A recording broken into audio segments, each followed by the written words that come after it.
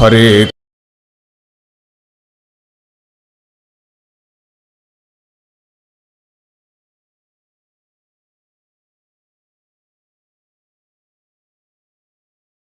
कृष्ण कृष्ण कृष्ण हरे हरे हरे राम राम राम हरे हरे हरे कृष्ण कृष्ण कृष्ण हरे हरे हरे राम राम राम हरे हरे हरे कृष्ण कृष्ण कृष्ण हरे हरे हरे राम राम राम हरे हरे हरे कृष्ण कृष्ण कृष्ण हरे हरे हरे राम राम राम हरे हरे हरे कृष्ण कृष्ण कृष्ण हरे हरे हरे राम राम राम हरे हरे हरे कृष्ण कृष्ण कृष्ण हरे हरे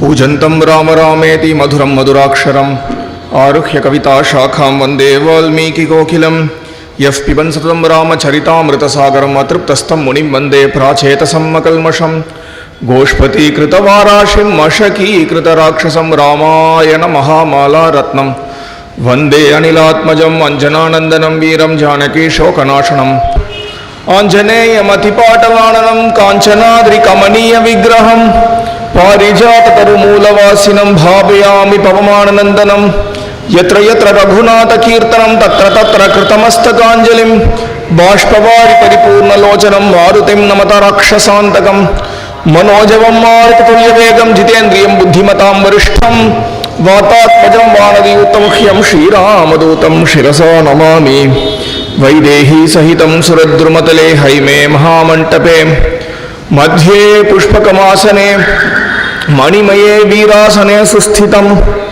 अग्रे वाचयति प्रभञ्जनसुते तत्त्वं मुनिभ्यः परं व्याख्यान्तं भरतादिभिः परिवृतं रामं भजे श्यामलं वामे भूमिसुता पुरश्च हनुमान् पश्चात् सुमित्रासुतः शत्रुघ्नो भरतश्च पार्श्वतयोर्वायुवादिकोणेषु च सुग्रीवश्च विभीषणश्च युवराट् तारासुतो जाम्बवान् मध्ये नीलसरोजकोमलरुचिं रामं भजे श्यामलं रामं रामानुजं सीतां भरतं भरतानुजं सुग्रीवं वायुसूनुं च प्रणमामि पुनः पुनः नमोऽस्तु रामाय लक्ष्मणाय देव्यै च तस्यै जनकात्मजायै नमोऽस्तु रुद्रेन्द्रयमानिलेभ्यो नमोऽस्तु चन्द्रार्कमरुद्गणेभ्यः चरितं रघुनाथस्य शतकोटिप्रविस्तरम् एकैकम् अक्षरं पुंसा महापातकनाशनं वाल्मीकिगिरिसम्भूता रामाम्बोनिधि संगता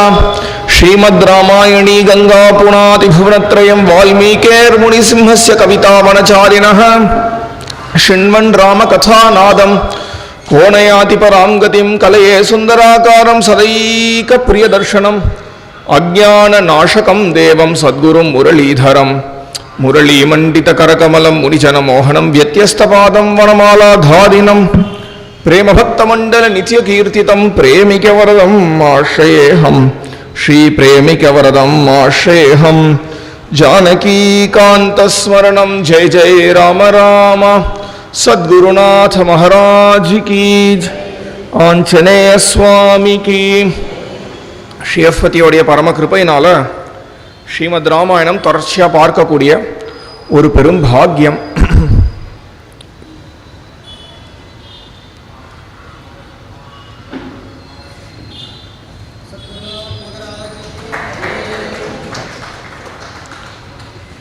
நேற்றைய தினம் சுக்ரீவனுடைய பட்டாபிஷேகம் அப்படிங்கிற பரியந்தம் பார்த்தோம். அப்புறம் ரொம்ப சுருக்க சுந்தரகாண்டத்தை பார்த்தோம்.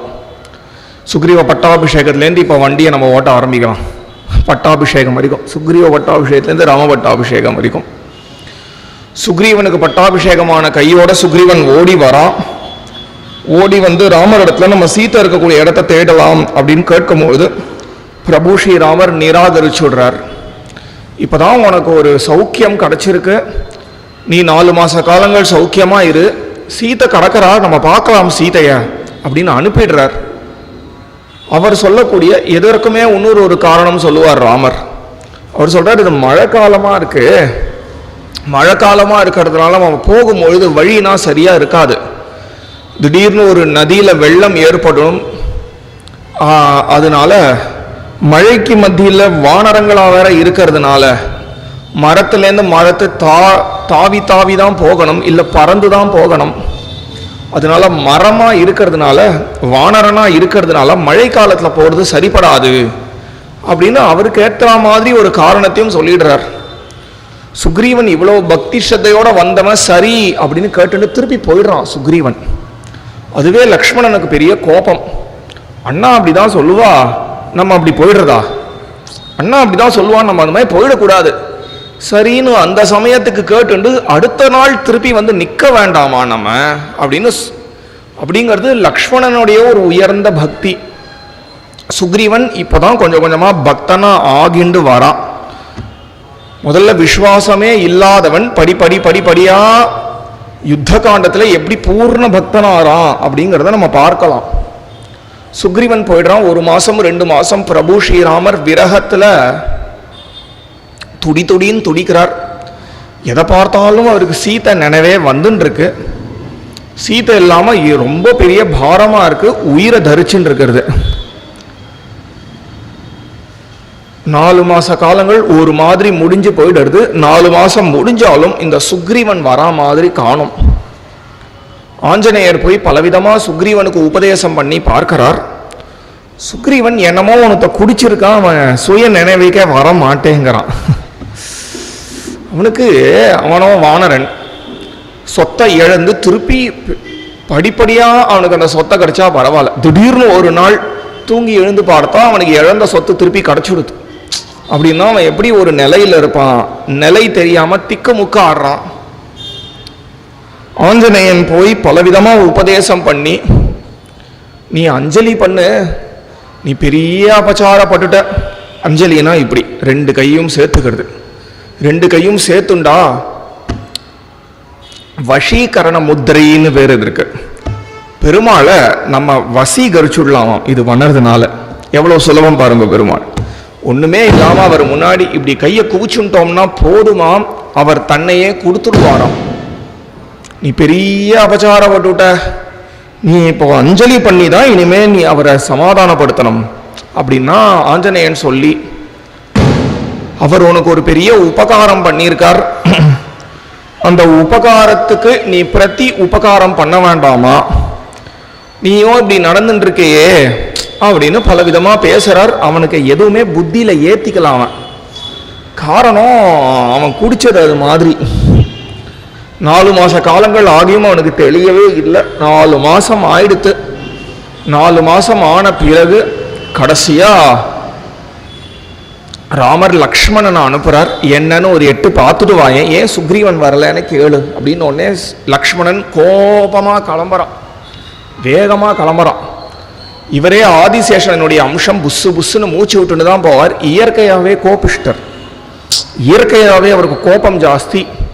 ஏதாவது பாம்பு சந்தோஷமா சிரிச்சு பேசி பார்த்துருக்கேளா?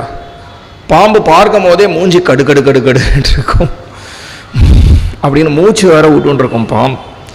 அந்த பாம்புக்குன்னா தலைவனா இருக்கக்கூடிய ஆதிசேஷனுடைய அம்சத்தை பற்றி கேட்கவும் போகணுமா? கோபமாக கிளம்பினார்.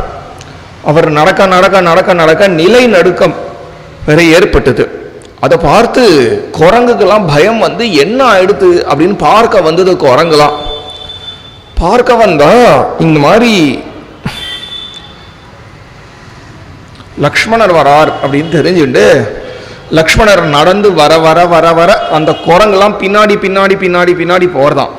லக்ஷ்மணனை தாண்டி யாருமே போயிடல. ஒரு நிமிஷம் பார்த்தா அந்த குரங்கு எல்லாம் எடுத்தோம் கவுத்தோம்னு பறந்து ஓடினா லக்ஷ்மணன் நினைச்சுட்டு இருக்கா. போய் சுக்ரீவன் இடத்துல சொல்லி, சுக்ரீவன் அந்த ஊரினுடைய வாசலுக்கு சுக்ரீவன் வந்து நம்மள வரவேற்பான். அவனை அப்படியே கையில் பிடிச்சி திருப்பி கூட்டுண்டு போயிடலாம் நினச்சிண்டு அந்த ஊர் எல்லை வரைக்கும் வந்தா இந்த குரங்குகள்லாம் சேர்ந்து லக்ஷ்மணன் இந்த ஊருக்குள்ள வந்தா என்ன ஆகுமோ அப்படின்னு அந்த ஊரை சுத்தி ஒரு கோட்டை கட்டியிருக்கான். வந்தது ஒரு கோபம் லக்ஷ்மணனுக்கு. ஒரு அம்பை தொடுத்தார், அடிச்சார் அந்த கோட்டையை. அந்த கோட்டைலாம் சுக்கு நூறா ஆயிற்று. அடுத்தது இந்த ஊருக்குள்ள போனார். இப்ப வந்துருவான்னு பார்த்துட்டே ஊருக்குள்ள போனா வரா மாதிரி காணும் இந்த சுக்ரீவ பய. கடைசியா அரண்மனைக்குள்ளேயே போறார். அவனுக்கு 2 ஃப்ரெண்ட்ஸ் வேற இருக்கா. அவளனா எவ்வளவோ சொல்லி பார்த்து சுக்ரீவனை எப்படியாவது எழுப்ப பார்க்கிறார்கள். எழுந்துக்கவே மாட்டேங்கிறான் சுக்ரீவன். என்னென்னமோ நடக்கிறது. இப்போ லக்ஷ்மணன் வேற வந்துட்டான். எல்லாரும் நடுங்கறா. இங்கே நடந்து அங்க நடந்து அரண்மனைக்குள்ள வந்து சுக்ரீவனை காணுமேன் அந்தப்புரம் வரைக்கும் வந்துடுறார் லக்ஷ்மணர். அந்தப்புரத்துக்குள்ள வந்தோடனே நிறைய பெண்கள் கொஞ்சம் தாறுமாறா இங்கேயும் அங்கேயும் நடந்து போயின்னு இருக்கார்களாம். அதை பார்த்த உடனே பிரம்மச்சரிய சிரேஷ்டர் லக்ஷ்மணனுக்கு சரிபடலை. உடனே என்ன பண்ணார், தலையை குனிஞ்சுண்டார். தன்னுடைய கோதண்டத்தை வெளில மீட்டி இந்த 4 கயிறை ஒரு வாட்டி டங்குன்னு அடித்தார். இந்த வீணை வாசிக்கக்கூடியவர்கள்லாம் அடிப்பாளே அது மாதிரி ஒரு டங்குன்னு அடித்தார். 4 மாத காலங்களாக என்னென்னமோ பிரயத்தனப்பட்டு எந்த சுக்ரீவனை எழுப்பவே முடியலையோ அந்த சுக்ரீவன் படுத்துட்டு இருந்தவன் எழுந்துட்டானா. ஏதாவது இடி முழங்கித்தா அப்படின்னு கேட்டுட்டு உடனே சொல்ற, இடிலாம் முழங்கலை, அதை விட பெருசாக ஒன்று முழங்கிடுது. லக்ஷ்மணன் வந்திருக்கான்னு உடனே நடுங்கிறான் சுக்ரீவன். நான் எந்த தப்பும் பண்ணிடலையே, எதற்கு லக்ஷ்மணனுக்கு இப்படி ஒரு கோபம் அப்படின்னு தாரையை அழைச்சு தாரையின் இடத்துல சொல்லி தாரையை போய் சமாதானப்படுத்த சொல்றான். தாரை தான் வாலியினுடைய மனைவி. தாரை போய் லக்ஷ்மணன் கிட்ட பலவிதமாக சமாதானப்படுத்தி பேசுறான். ரொம்ப விவேகமா பேசுறான். அவனோ ஒரு பிராகிருத்தமான வானரன், சாமானிய ஒரு குரங்கவன். அவங்கிட்ட நீங்க உங்களை மாதிரி இருப்பான்னு எதிர்பார்க்கறது உங்களுடைய தப்பு அப்படின்னா. இந்த நிந்தா ஸ்துதி, ஸ்துதி நிந்தான்னு 2-3 இருக்கு. துதிக்கிற மாதிரி இருக்கும், கடைசியில பார்த்தா அது துதியா இருக்காது, நிந்தையா இருக்கும். நிந்திக்கிற மாதிரி இருக்கும், அது கடைசியில நிந்த கிடையாது, ஸ்துதியா இருக்கும். இது நிந்தா ஸ்துதி. நீங்க சுக்ரீவனை தப்பா எதிர்பார்த்தேள் அப்படின்னு சொன்னது ஒரு நிந்த. ஆனா உங்களை மாதிரி ஒரு உயர்ந்தவனா இருப்பான்னு நீங்க தப்பா எதிர்பார்த்தீங்க அப்படின்னு சொல்றது ஸ்துதி. இது நிந்தா ஸ்துதின்னு பெயர். லக்ஷ்மணன் எல்லாத்தையும் கேட்டுண்டார். கேட்டு லக்ஷ்மணன் அப்படியே தாரையோட பேசி பேசி பேசி சுக்ரீவன் இருக்கக்கூடிய அறைக்கே வந்துட்டாராம். சுக்ரீவன் எதிர்பார்க்கல. நம்ம கொஞ்சம் குளிச்சு கிழிச்சு கொஞ்சம் ஏதாவது நெத்திக்கு மேலே இருக்கக்கூடிய கந்தங்கள்லாம் போகி ஏதாவது பவுடர் கீடர் அடிச்சுட்டு ஃப்ரெஷ்ஷாக போய் நிற்கலாம்னு பார்த்தா அவன் படுக்கறையில் பாதி தூக்கத்தில் இருந்துருக்கான். அதோட நிறைய பெண்கள் அவனை சுற்றி. அதோட வேற லக்ஷ்மணன் வந்து சுக்ரீவனை பார்த்த உடனே லக்ஷ்மணருக்கு வந்தது கோபம். சிம்பிளாக ஒரே ஒரு பாயிண்ட் சொன்னார், வாலியை அடிச்சான் இன்னும் உனக்காக காத்துட்டு இருக்க ராமர்கிட்ட. சுக்ரீவன் சொன்னா, நீங்க அப்படி சொல்லாதீங்கோ, உங்க அண்ணா ரொம்ப பெரியவர், அவர் என்னை எதிர்பார்க்க வேண்டிய அவசியமே கிடையாது, என்னால் உங்க அண்ணாக்கு ஆக வேண்டிய ஒன்று கிடையாது. இன்னும் சொல்லணும்னா உங்க அண்ணாக்கு ஒருத்தரால் ஆக வேண்டிய ஒன்னே கிடையாது. உலகத்துக்கே உங்க அண்ணாவால தான் ஏற்றமைய ஒழிய உங்க அண்ணாக்கு உலகத்தினால நடக்க வேண்டியது ஒண்ணுமே கிடையாது. அப்படி ஒன்னா சொல்றத கேட்க கேட்க கேட்க கேட்க லக்ஷ்மணன் பூரிச்சு போயிட்டு தான், உன்ன மாதிரி ஒரு சகா கிடைக்கிறதுக்கு எங்க அண்ணா கொடுத்து வச்சிருக்காரு அப்படின்ட்டா. உடனே லக்ஷ்மணன் கிட்ட எக்ஸ்பிளைன் பண்ணார், எங்க ராஜ்யங்கிறது ரொம்ப பெருசு, ஒரு குறிப்பிட்ட இடத்துல இருக்கக்கூடிய பிரஜைகள் ஒண்டி கிடையாது. எங்க வானர கோஷ்டி உலகம் முழுக்க இருக்கு. அதற்கு நான் சக்கரவர்த்தி, எனக்கு பலவிதமான சிற்றரசர்கள்லாம் இருக்கார்கள். என்ன எடுத்து நாங்க எல்லாரும் ஒவ்வொருத்தர திரட்டணும் ஒரே இடத்துல அப்படிங்கிறதுக்காக இவர்கிட்ட சொல்லி அவர்கிட்ட சொல்லி இவன் போய் அங்க தூத்து சொல்லி அவன் தூத்து சொல்லி அங்க ஊர்ல இருக்கக்கூடியவர்கள்லாம் திரட்டி ஒரு நல்ல நாளா முகூர்த்தமா நட்சத்திரமா பார்த்து கிளம்பி இவ்வளவு விஷயம் இருக்கு. கடைசி கோஷ்டி, கடைசி ரெஜிமெண்ட்னு சொல்லுவாளே ஆர்மி லாங்குவேஜ்ல, கடைசி கோஷ்டி நேற்றுக்கு தான் வந்தது. நான் இன்னைக்கு கிளம்பி வந்துடலாம்னு நினச்சேன், நீங்களே வந்துவிட்டால் வாங்கோ நம்ம 2 பேரும் கிளம்பிடலாம் அப்படின்னா. உடனே 2 பேருக்கும் ஒரு பல்லாக்கு ரெடி ஆச்சு. பல்லாக்கில் 2 பேரும் ஜில் ஜில் ஜில் ஜில்னு வரார். லக்ஷ்மணன் என்ன பண்ணா, ராமருக்கு பக்கத்தில் வரத்துக்கு முன்னாடி ஒரு இடத்துல இறங்கி கிடுகிடுன்னு ஓடி போயிடுறான். சுக்ரீவன் அது மாதிரி பண்ணல. அளவு கடந்த சைன்யத்தோட ஒரு பெரிய சமுத்திரமே நகர்ந்து வரா மாதிரி இருக்கு. சுக்ரீவன் நகர்ந்து வரத பார்த்தா அவ்வளவு வானர கோஷ்டி, அவ்வளவு குரங்குகள் வந்திருக்கு. குரங்குகள் எல்லாம் வருது வருது வருது. ராமர் அங்க காத்துன்னு இருக்கார். ராமர் அங்க காத்துன்னு இருக்கும் பொழுது ராமருக்கு முன்னாடி ஏதோ வான வேடிக்கைகள்லாம் வந்து யாரோ பெரியவர் யாரோ ஒருத்தர் வராருன்னு ராமர் நினச்சின்னு இருக்கார்.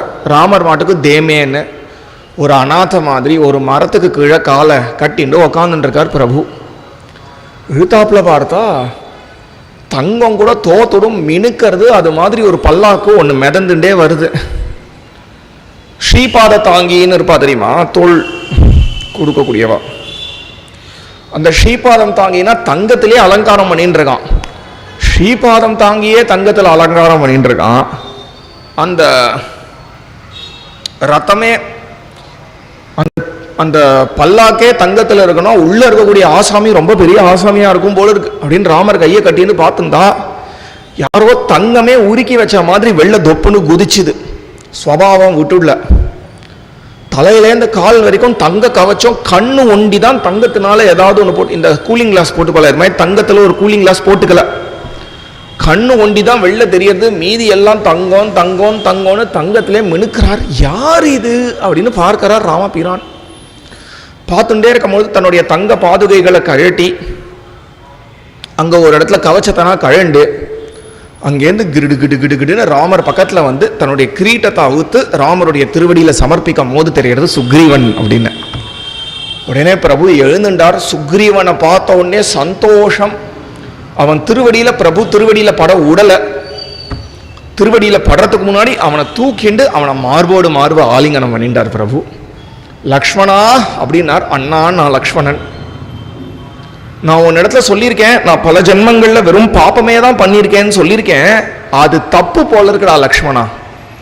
ஏன் தெரியுமா? ஏன்னா நான் ஜன்மாவா பாப்பம் ஒண்டி தான் பண்ணேன்னு நினைச்சேன். இல்லை, புண்ணியங்களும் நிறைய பண்ணியிருக்கேன்.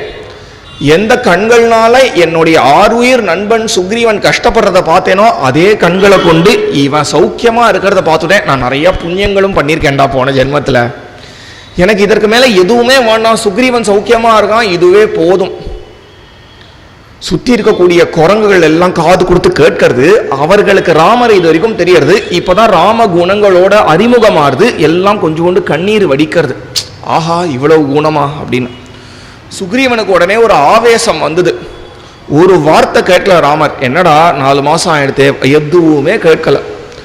ஆவேசம் வந்தது. சுக்ரீவன் சொன்னா இப்பவே ராவணனோட சண்டைக்கு போலாம் அப்படின்னா. பிரபு சொன்னார், சண்டைலாம் இருக்கட்டும்பா, முதல்ல சீதை உயிரோடு இருக்கா அப்படிங்கிற செய்தியை நீ எனக்கு கொண்டு வந்து சொல்லு. சுக்ரீவன் சொன்னா, சரி நான் என்ன பண்றேன், என்னுடைய மொத்த சைன்யத்தையும் உனக்கு அறிமுகப்படுத்தி வைக்கிறேன். அறிமுகப்படுத்தி வச்ச உடனே நம்ம என்ன பண்ணலாம்னு தீர்மானிக்கலாம். ஒரு திக்குல ஒரு கோஷ்டியை நம்ம அனுப்புவோம் அப்படின்னு உடனே சரின்னு தீர்மானம் ஆச்சு.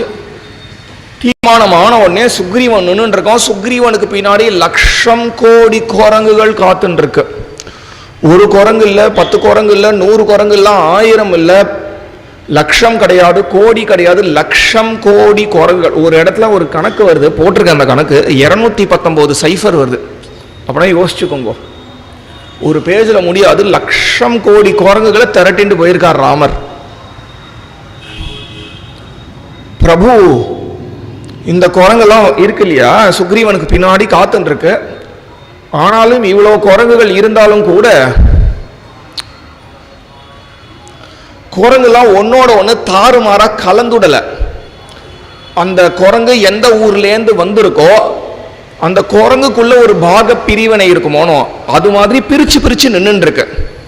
ஒரு சரியான உவமை சொல்லணும்னா, இப்போ நம்ம ஆர்மி பரேட்லாம் பார்க்கிறோமே, இந்த மாதம் இருக்க ரிப்பப்ளிக் டேல எல்லாரும் கோஷ்டியா நிற்பார்கள்.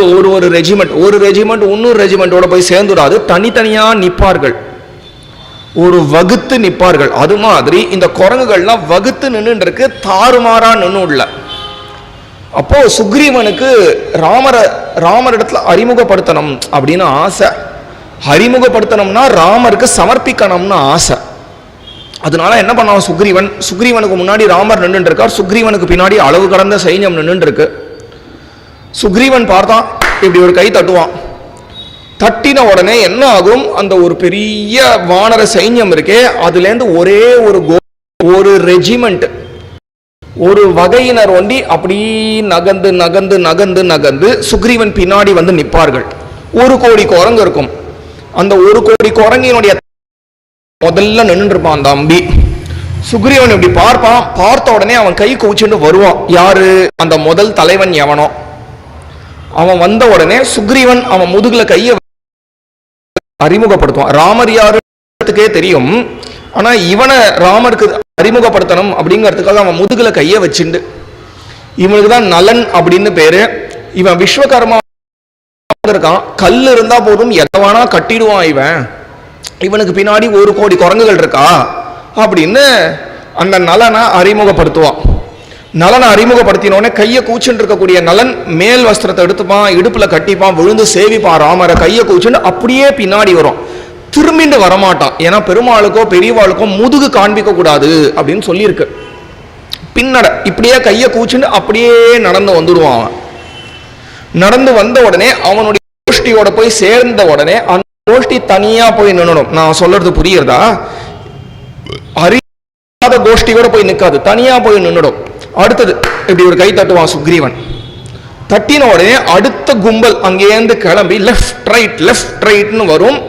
சுக்ரீவன் பின்னாடி நிற்கும். சுக்ரீவன் அப்படி திரும்புவான். அந்த தலைவன் யாரோ அவன் கையை கூச்சுன்னு வருவான். அவன் முதல் இவனுக்கு பேர் அக்னியினுடைய அம்சம், மகா தேஜஸ்வி. இவன் ஆக்னேய அஸ்திரங்கள்லாம் போடுவான்.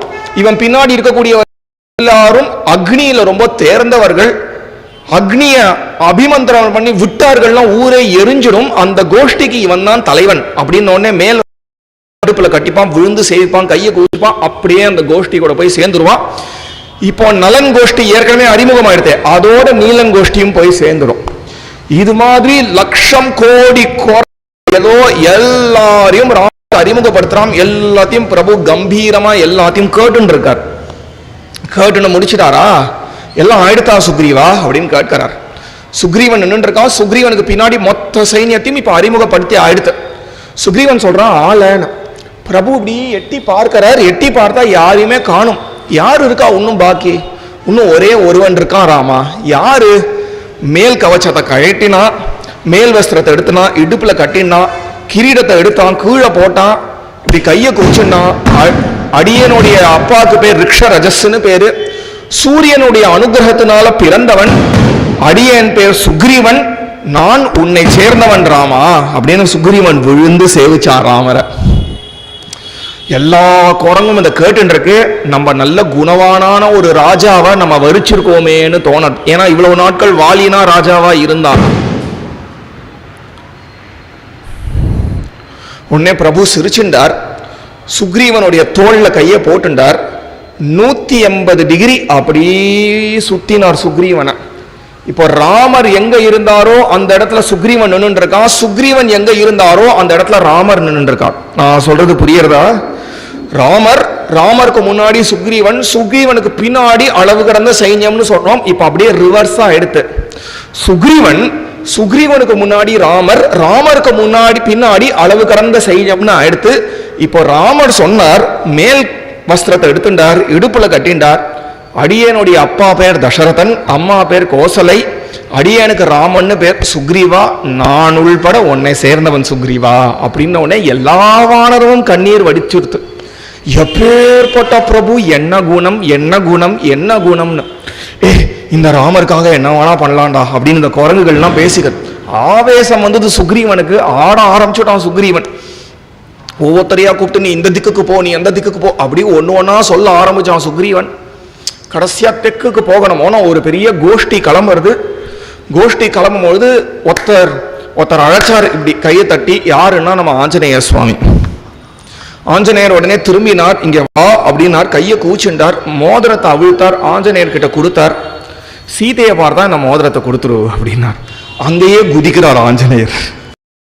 1,00,000 கோடி குரங்கு இருக்கும் போது இந்த குரங்கு கிட்ட நீங்க எப்ப மோதிரத்தை கொடுப்பேளோ சீதையை பார்க்க போறது இந்த குரங்கு தான் அப்படின்னு தோணிட்டு பிரபுவை ஒரு வாட்டி பிரதட்சணம் பண்ணார். அங்கேருந்து கிளம்பி போயிட்டார். 1,00,000 குரங்கு, 1 கோடி குரங்கு கிளம்புறது. கிளம்பி அப்படின்னு இல்லையா, ஒரு வருடமா தேடி தேடி தேடி தேடி எல்லா இடத்துலையும் தேடி எங்கேயுமே சீதை இல்லைன்னு ஆயிடுத்து. சமுத்திரக்கரை வந்து கொடுத்து இதற்கப்புறம் தேடுறதுக்கு இடமே இல்லை. திருப்புல்லானின்னு சொல்றோமே அந்த இடத்துல வந்து இந்த ராமேஸ்வரம் அந்த சமுத்திரக்கரையில வந்து இதற்கப்புறம் சமுத்திரம் வந்து கொடுத்து. இப்போ நம்ம வெறுங்கையை வீசிண்டு ராஜா அதே சுக்ரீவன் சேதம் பண்ணிடுவானே அப்படின்னு பலவிதமா இந்த குரங்குலாம் பயந்துன்னு இருக்கு. இங்கே உண்ணாவிரதமா இருந்துடுறோம் அப்படிங்கிறது என்னென்னமோ பேசிக்கிறது இந்த குரங்குலாம். அப்படி பேசிகிட்டே இருக்கும்போது இருக்கு. அந்த கழுகுக்கு சம்பாதி அப்படின்னு பேரு. அந்த கழுகுக்கு ரெக்க கிடையாதான். என்ன எடுத்து அந்த கழுகு ஒரு வாட்டி தன்னுடைய சகோதர பறந்து மேல போகும்பொழுது சூரியனை பார்க்கணும்னு போயிருக்கு. சூரியனுடைய கிரணங்கள் சுட்டு அந்த கழுகுனுடைய ரக்க சுட்டு போய் கீழே விழுந்து கொடுத்து அன்னிலேருந்து கழுகு ரக்கையே இல்லாம இருக்கு. குதிச்சு குதிச்சு இந்த குரங்க சாப்பிடலாம்னு. இந்த குரங்கெல்லாம் சொல்றது ராம கைங்கரியத்துக்காக வந்திருக்கக்கூடிய நம்மளை கொத்தி தின்னக்கூடிய இதுவும் ஒரு கழுகு, ராமருக்காக தன்னுடைய உயிரையே தியாகம் பண்ண ஜட்டாயும் ஒரு கழுகு. சம்பாதி காது கூர்ந்து கேட்டு ஜட்டாயு உங்களுக்கு தெரியுமா அப்படிங்கிறது. உமக்கு எப்படி ஜட்டாயு தெரியும்? ஜட்டாயும் நானும் சகோதரர்கள். ஜட்டாயு ஒரு இடத்துல விழுந்துட்டான், நான் ஒரு இடத்துல விழுந்துட்டேன். இன்னி வரைக்கும் எனக்கு ஜட்டாயு எங்க இருக்கான்னு தெரியல. ஜட்டாயு என்ன ஆயிடுத்து? இந்த குரங்கு நடந்ததெல்லாம் சொன்ன உடனே ஆச்சரியம், நீங்க நம்ப மாட்டேன். சம்பாதி போய் சமுத்திரத்துல பிண்ட தர்ப்பணங்கள்லாம் பண்ணது ஜட்டாயுவுக்காக பண்ணிட்டு திருப்பி வந்தது. சம்பாதி நடந்த கதைகள் எல்லாத்தையும் ஒன்று ஒன்றா சொல்லுறது. சொல்லி என் கூட வந்த சகோதரன் ஜட்டாயு தான், அவனால சூரிய கிரணங்களை தாங்க முடியல, நான் என்னுடைய ரெக்கையினால அவனை சூரியன் என்னை சுட்டுட்ட, என்னுடைய ரெக்க அவிஞ்சு போயிடுது. ஜட்டாயு ஒரு இடத்துல விழுந்துட்டான், நான் ஒரு இடத்துல விழுந்துட்டேன். அன்னிலேருந்து ஜட்டாயு எப்படி இருக்கான்னு எனக்கு தெரியாது, இப்போதான் தெரியும். அப்புறம் நான் இங்கே இருந்துட்டே இருக்கும்போது அப்படியே இப்போ டைம் ஸ்டில் ஆகிடுதுன்னா நல்லா இருக்குமே. சாமானிய பட்சியோ கிடையாது, இது எல்லாமே திவ்யமான பட்சி. சாமானிய பட்சினால பெரிய ஒரு மரத்துக்கு மேலேயே தாண்டி பறக்க முடியாது. சூரியன் வரைக்கும் போயிருக்குன்னா இதெல்லாம் எப்பேற்பட்ட பட்சியா இருக்கணும். ஒரு இன்ட்ரெஸ்டிங் ஃபேக்ட் சொல்லிட்டு போறேன். இந்த ராமாயணத்துல இந்த கட்டம் இல்ல, ஜட்டாயும் ராமரும் பேசிக்கக்கூடிய ஒரு கட்டத்துல 7 விதமா பட்சிகளை பிரிச்சு சொல்லறது ஜட்டாயு. ஜட்டாயு 7 விதமா பட்சிகளை பிரிக்கிறது. எப்படி பிரிக்கிறதுனா யார் யாரால எவ்வளவு பறக்க முடியும்னு 7 விதமா பட்சி சமூகத்தையே பிரிக்கிறது. இன்னைக்கு ரிசர்ச் பண்ணிட்டு சொல்றா அது மாதிரி தான் இருக்கு அப்படின்னு. இருக்கட்டும். இவர் போய் அந்த ரிஷியை போய் இந்த சம்பாதி தன்னுடைய ரூபத்தை மறைச்சுண்டு தான் ஒரு ஆண் வேஷத்தை பூண்டு ஏதோ ஒரு மனுஷன் மாதிரி கையை குவிச்சுன்னு அந்த ரிஷியுடைய திருவடியை போய் தொடறார். ரிஷியுடைய திருவடியை தொட்ட உடனே அந்த ரிஷிக்கு ஏதோ ஒரு டிரான்ஸ்க்கு போறார். அந்த ரிஷி சொல்றார், என் காலை தொடர்றது ஒரு பக்ஷி ஓனுட்டே ஒரு மனுஷ உடல் எடுத்துன்னு வந்திருக்கு. மனுஷ உடலை எடுத்துன்னு வந்து என்னால அந்த பக்ஷிக்கு ஏதாவது ஒரு நன்மை கிடைக்குமா அப்படின்னு பார்க்கறதுக்காக வந்திருக்கு. அந்த பக்ஷிக்கு சம்பாதி அப்படின்னு பேரு. சூரியனுடைய கிரணங்கள் அந்த சம்பாத்தியினுடைய ரெக்கையை சுட்டுடுத்து. சம்பாத்திக்கு தூக்கி வாரி போட்டு உடனே கண்ணை திறந்தார். கையை கூச்சுண்டது சம்பாதி. அவர் சொன்னார், உன்னை நான் சரிப்படுத்திடுவேன், ஆனா வேண்டாம். ஏன் வேண்டான்னா பின்னாடி இந்த வழியா ராவணன் சீதையை தூக்கிண்டு போவான். அப்போ அதை நீதான் பார்ப்ப. அதை நீதான் பார்த்து இந்த பக்கமா வரக்கூடிய வானரர்கள் எல்லாத்துக்கும் சொல்ல வேண்டிய பொறுப்பு. அதனால அதன் பொருட்டு நான் சொல்றேன், நீ இப்படியே இருந்துன்ற. உன் ரெக்கையை நான் சரி பண்ணிட்டேன்னா இங்கேருந்து பறந்து போயிடுவா. அந்த வானரர்கள் எல்லாம் திக்கு தெரியாம கஷ்டப்படுவார்கள். அதனால வாண்டாம், நீ இப்படியே இரு அப்படின்னு சொன்னதுக்கு அப்புறம் அவர் சொல்றார், எனக்கும் அந்த ராமனை பார்க்கணும்னு ரொம்ப ஆசையா இருக்கு. எனக்கும் அந்த ராமனுக்கு ஏதாவது ஒரு கைங்கரியம் பண்ணணும்னு ரொம்ப ஆசையா இருக்கு. போனா போறது, அதற்காக 8000 வருஷம் யார் இந்த உடலை வச்சுப்பா அப்படின்னு அவர் பிராணனை திறந்துட்டாராம். சொன்னதை நல்லா கவனிச்சேன்டாலா. 8000 வருஷத்துக்கு முன்னாடி நடக்கிற கதை இது. 8000 வருஷத்துக்கு முன்னாடி சீதைய ராவணன் தூக்கிட்டு போவாங்கிறது வரைக்கும் தீர்மானம் ஆயிருக்கு. இன்னும் போக போக சுவாரஸ்யமா இருக்கும். அந்த சம்பாதி சொல்றது 8000 வருஷமா நான் அப்படி இருக்கேன். அந்த ரிஷி சொன்னாரு, நீ எப்போ வாயை திறந்து அந்த வானரர்கள் இடத்துல ஒரு கைங்கரியம் புரிகிறாயோ அப்பவே நீ இழந்த அந்த ரக்கைய திருப்பி உனக்கு கிடைக்கும் அப்படின்னு சொல்றார். இது சொல்லிண்டே இருக்கும் போது இந்த ரக்கை எல்லாம் வந்துடுறது. இப்போ நான் உங்க எல்லாரையும் பார்த்து ஒரு கேள்வி கேட்க போறேன். எல்லாரும் இந்த கோயிலில் வந்து சேவிக்கக்கூடியவர்கள் தானே.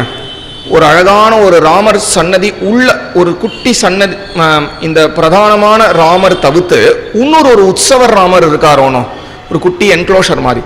அதற்கு மேல ஒரு பாசுரம் இருக்கு. யாருக்காவது தெரியுமா அந்த பாசுரம் என்னன்னு?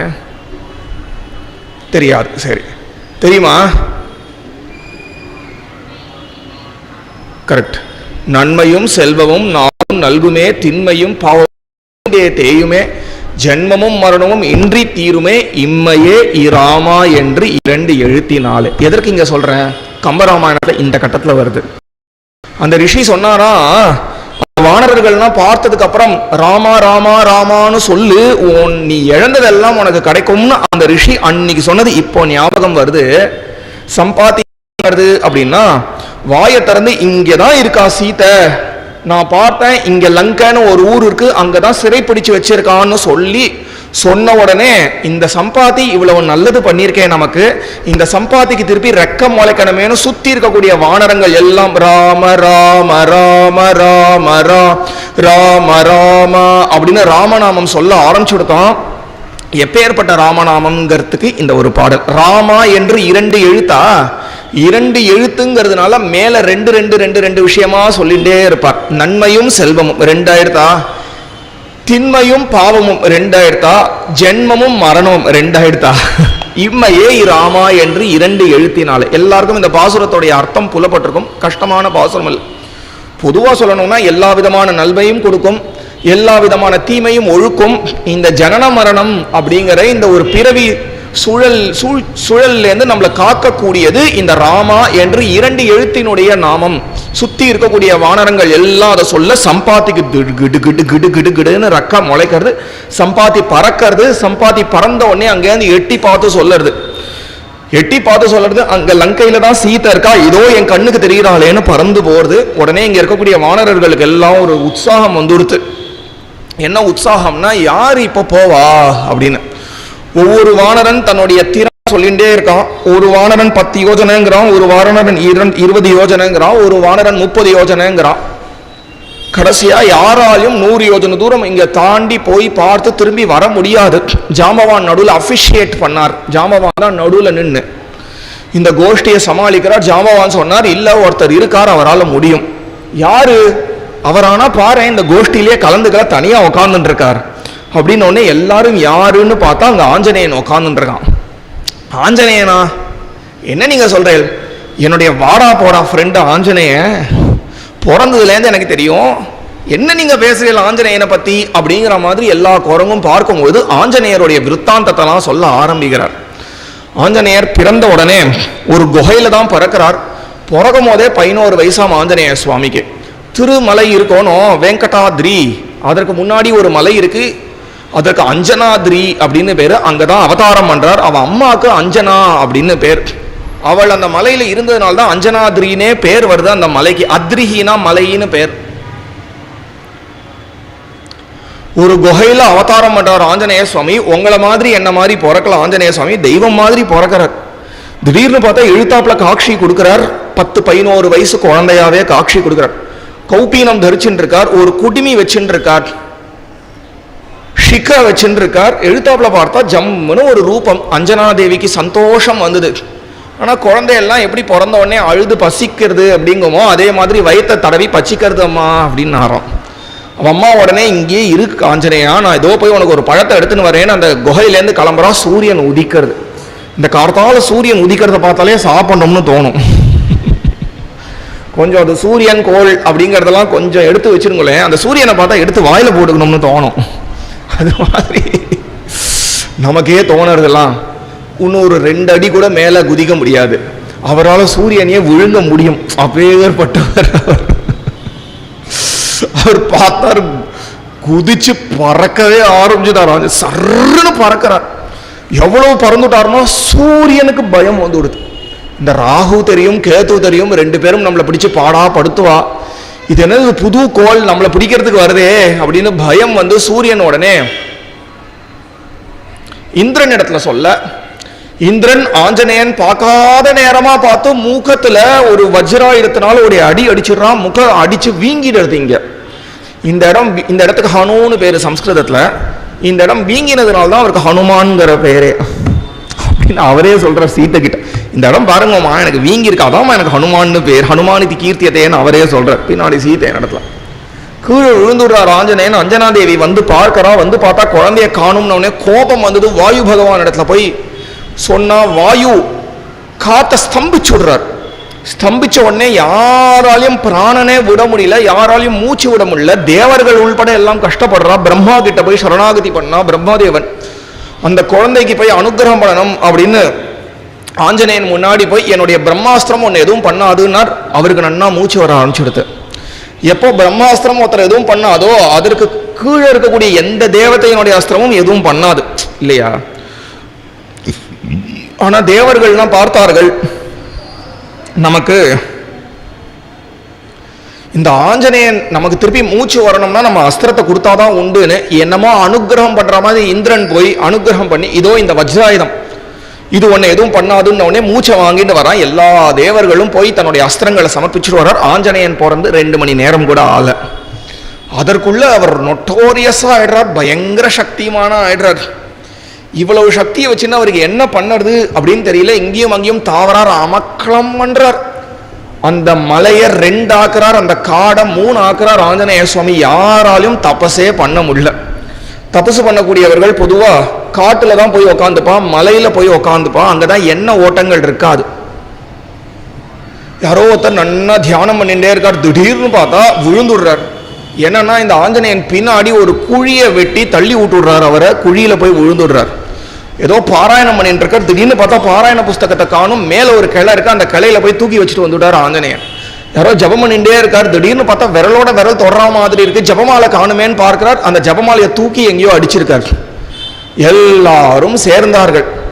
எல்லாரும் சேர்ந்து இந்த முனிவர்கள் எல்லாம் சேர்ந்து இந்த ஆஞ்சநேயனை முதல்ல வாய் நிறையா சபிக்கணும் அப்படின்னார். ஒரு பெரியவர் சொன்னார், அவனை சாபம்லாம் விடக்கூடாது, பெரிய அவதார காரியத்துக்காக வந்திருக்கான் அவன்.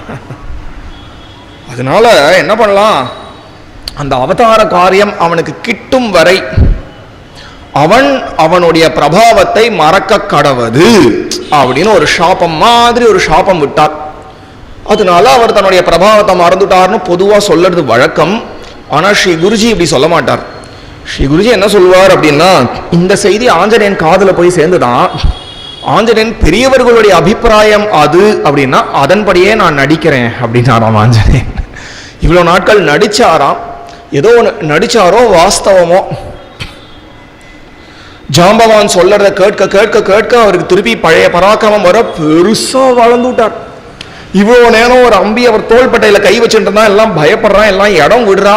இவ்வளவு நாள் எவ்வளவு டா போட்டிருப்போம், இவனை என்னன்னா பேசியிருப்போம், நம்ம வாடாஞ்சனையா போடாஞ்சனையான்னு சொல்லியிருப்போம், அதை கொஞ்சம் எடுத்துன்னு வாயேன் அப்படின்னு அவனை வேலை கூட வாங்கியிருப்போம். இவ்வளவு பெரியவர் ஆயிட்டாரேன்னு நகர்ந்துக்கிறார் ஆஞ்சநேயருக்கு. ஆனா இதெல்லாம் கொஞ்சம் கூட மனசுல ஏத்திக்கவே இல்லை ஆஞ்சநேயன்.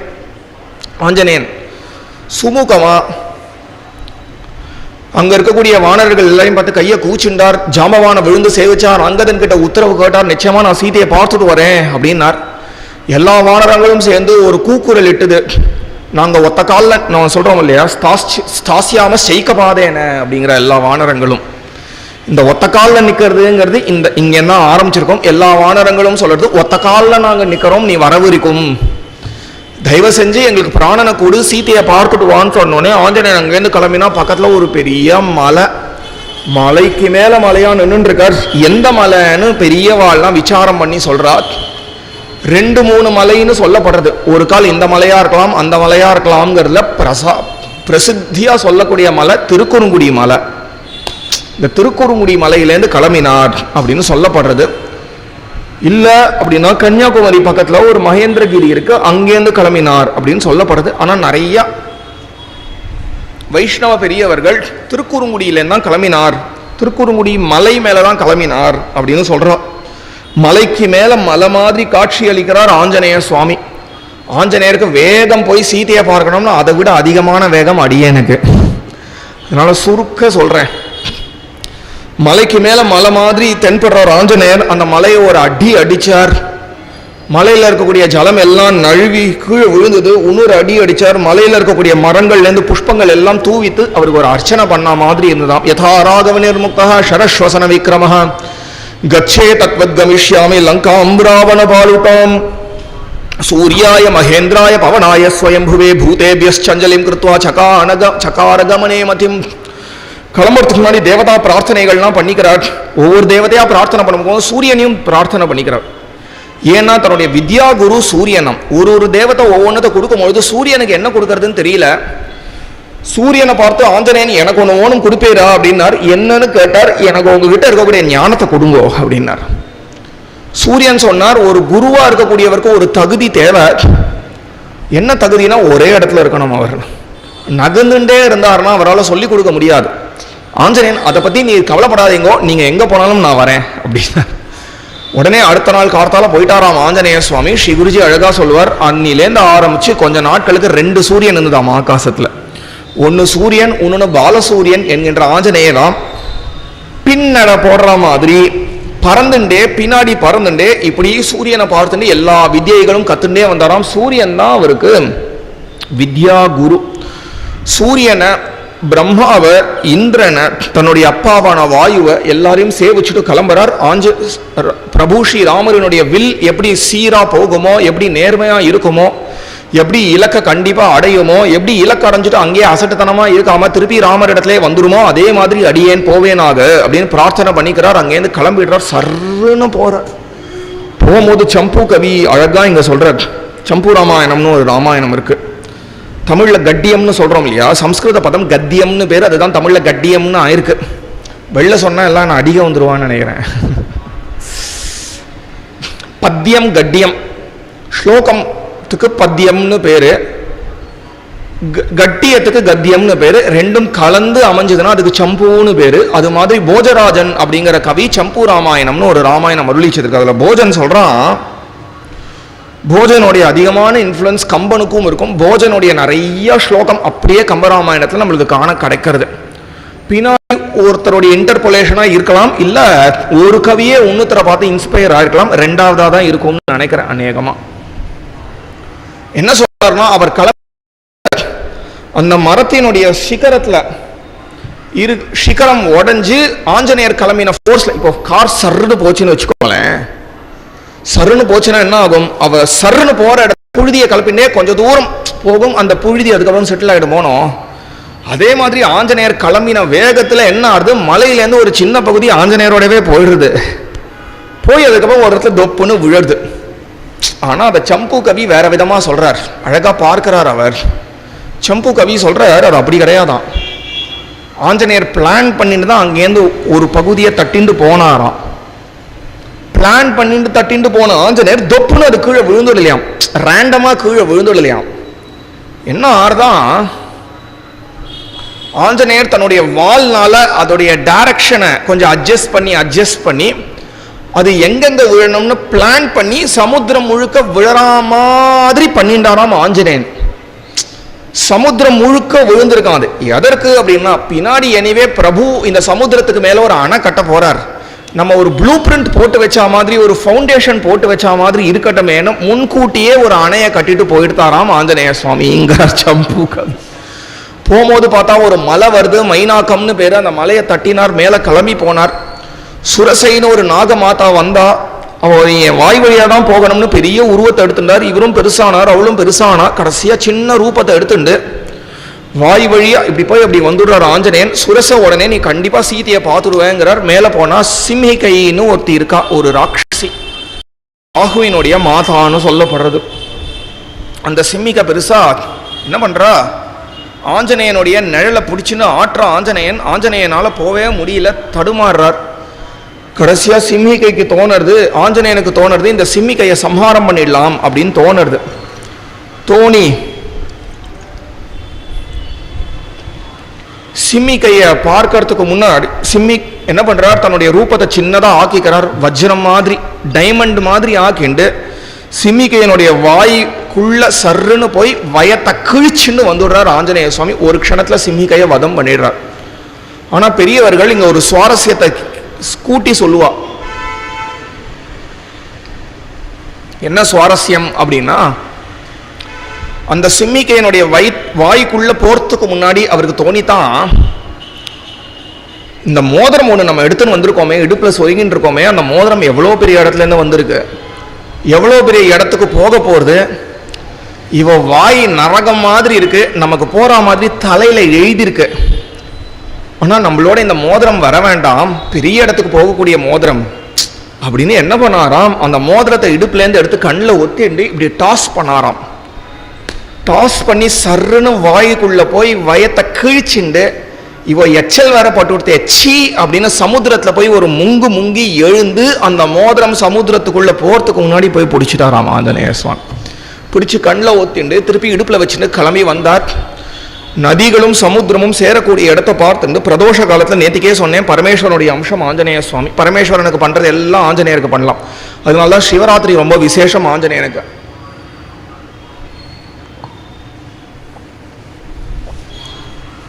நம்ம ஆசிரமத்தில் இருக்காரே ஆஞ்சநேயன் 24 அடிக்கு, கன்னியாகுமரி ஆஞ்சநேயரை பிரதிஷ்டை பண்ணதே சிவராத்திரி அன்னைக்கு தான். சிவராத்திரி ரொம்ப விசேஷம் ஆஞ்சநேய சுவாமிக்கு. பிரதோஷ காலத்தில் ஜம் ஜம் ஜம் ஜம் ஜம்னு லங்கைக்குள்ள பிரவேசிச்சார். இந்த நேரத்தில் போனால் நம்ம கண்ணுக்கு தென்படுவோம்னு அங்கேயே கொஞ்சம் நேரம் இருந்தார். கொஞ்சம் நன்னா ராத்திரி வந்தது. ராத்திரி வந்த உடனே ஆஞ்சநேயன் லங்கைக்குள்ள போகும்போது ஒத்தி இருந்தாலாம். இப்போ கூட வாட்ச்மேன் தானே சொன்னோம், அப்போவே வாட்ச் உமன் ஒத்தி இருந்திருக்கா லங்கைக்கு. அவ நிறுத்தின ஆஞ்சநேயனை நிறுத்தி ஒரு தட்டு வேற தட்டிட்டா. ரொம்ப வெக்கப்பட்டார் ஆஞ்சநேயர். வெட்கப்பட்டு கோபமே இல்லாமல் தன்னுடைய இடது கையினால லைட்டாக தட்டினார். ஒரு முகூர்த்த காலம் அவள் தலை சுற்றி கீழே விழுந்துட்டா. தெளிஞ்சு சொன்னா, இது மாதிரி எனக்கு பழைய விஷயம் ஒன்று ஞாபகம் வந்து கொடுத்து என்கிட்ட பிரம்மா சொல்லி அனுப்பினார். ஒரு குரங்கு வந்து உன் கண்ணத்தில் ஒன்று அப்பும் அப்போ உடனே லங்கையை விட்டு நீ கிளம்பி வந்துடு, லங்கை எரிய போகிறது, நீ உடனே என்னை பார்க்க வந்துடுன்னு சொன்னார். எனக்கு இப்போ அந்த நாள் வந்துடுத்து, இப்போ கிளம்புறேன்னு கிளம்பினா. ஆஞ்சநேயன் கிளம்பினார். லங்கை முழுக்க தேடுறார் ஆஞ்சநேய சுவாமி. லங்கை முழுக்க தேடியும் சீதையை கண்டே பிடிக்க முடியல. தாறுமாறா ஸ்திரீகள் இருக்கா, ஒரே மதுபானம், எங்க பார்த்தாலும் மாம்சம், ஸ்திரீகள், இதற்கு மத்தியில லங்கை. எல்லாத்தையும் பார்த்துட்டார். ஆனா சீதையை பார்க்கலேன்னு ஒரு பெரிய கவலை வந்தது. இவ்வளவு ராஜசமா ராட்சசிகள் மத்தியில சாத்வீகமா ஒரே ஒத்தி தான் இருந்தா, அவளுக்கு மண்டோதரி.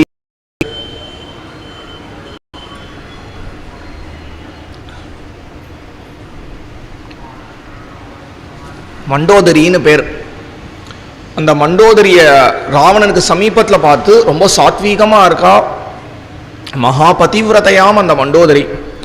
அவளை பார்த்து இதுதான் சீதை அப்படின்னு நினைச்சுன்னு குஷி ஆயிட்டார் ஆஞ்சநேய சுவாமி. ஆஸ்போட்டயாமாச சுசும்ப புச்சம் நனந்த சிக்ரீட ஜகௌ ஜகாம. இவ்வளோ பெரிய காரியம் பண்ணியிருக்கோம், 100 யோஜன தூரம் சமுத்திரத்தை பறந்து வந்து யாருக்கும் தெரியாத சீதையை கண்டு பிடிச்சிருக்கோமே, சபாஷ்ட ஆஞ்சநேயான்னு சொல்ல யாருமே இல்லையே அப்படின்னு தோணி, இன்னும் தெரியலன்னா நமக்கு என்ன, சபாஷ் ஆஞ்சநேயா அப்படின்னு ஆஸ்போட் அவரே ஆஸ்போடனம் அவரே தட்டின்டாராம், முண்டா தட்டின்டாராம். சுச்சும்ப புச்சம். நீங்க ரொம்ப சந்தோஷப்பட்டெல்லாம் என்ன பண்ணுவீங்கன்னு எனக்கு தெரியாது, ஆனா ஆஞ்சநேயன் என்ன பண்ணுவான்னு எனக்கு தெரியும்.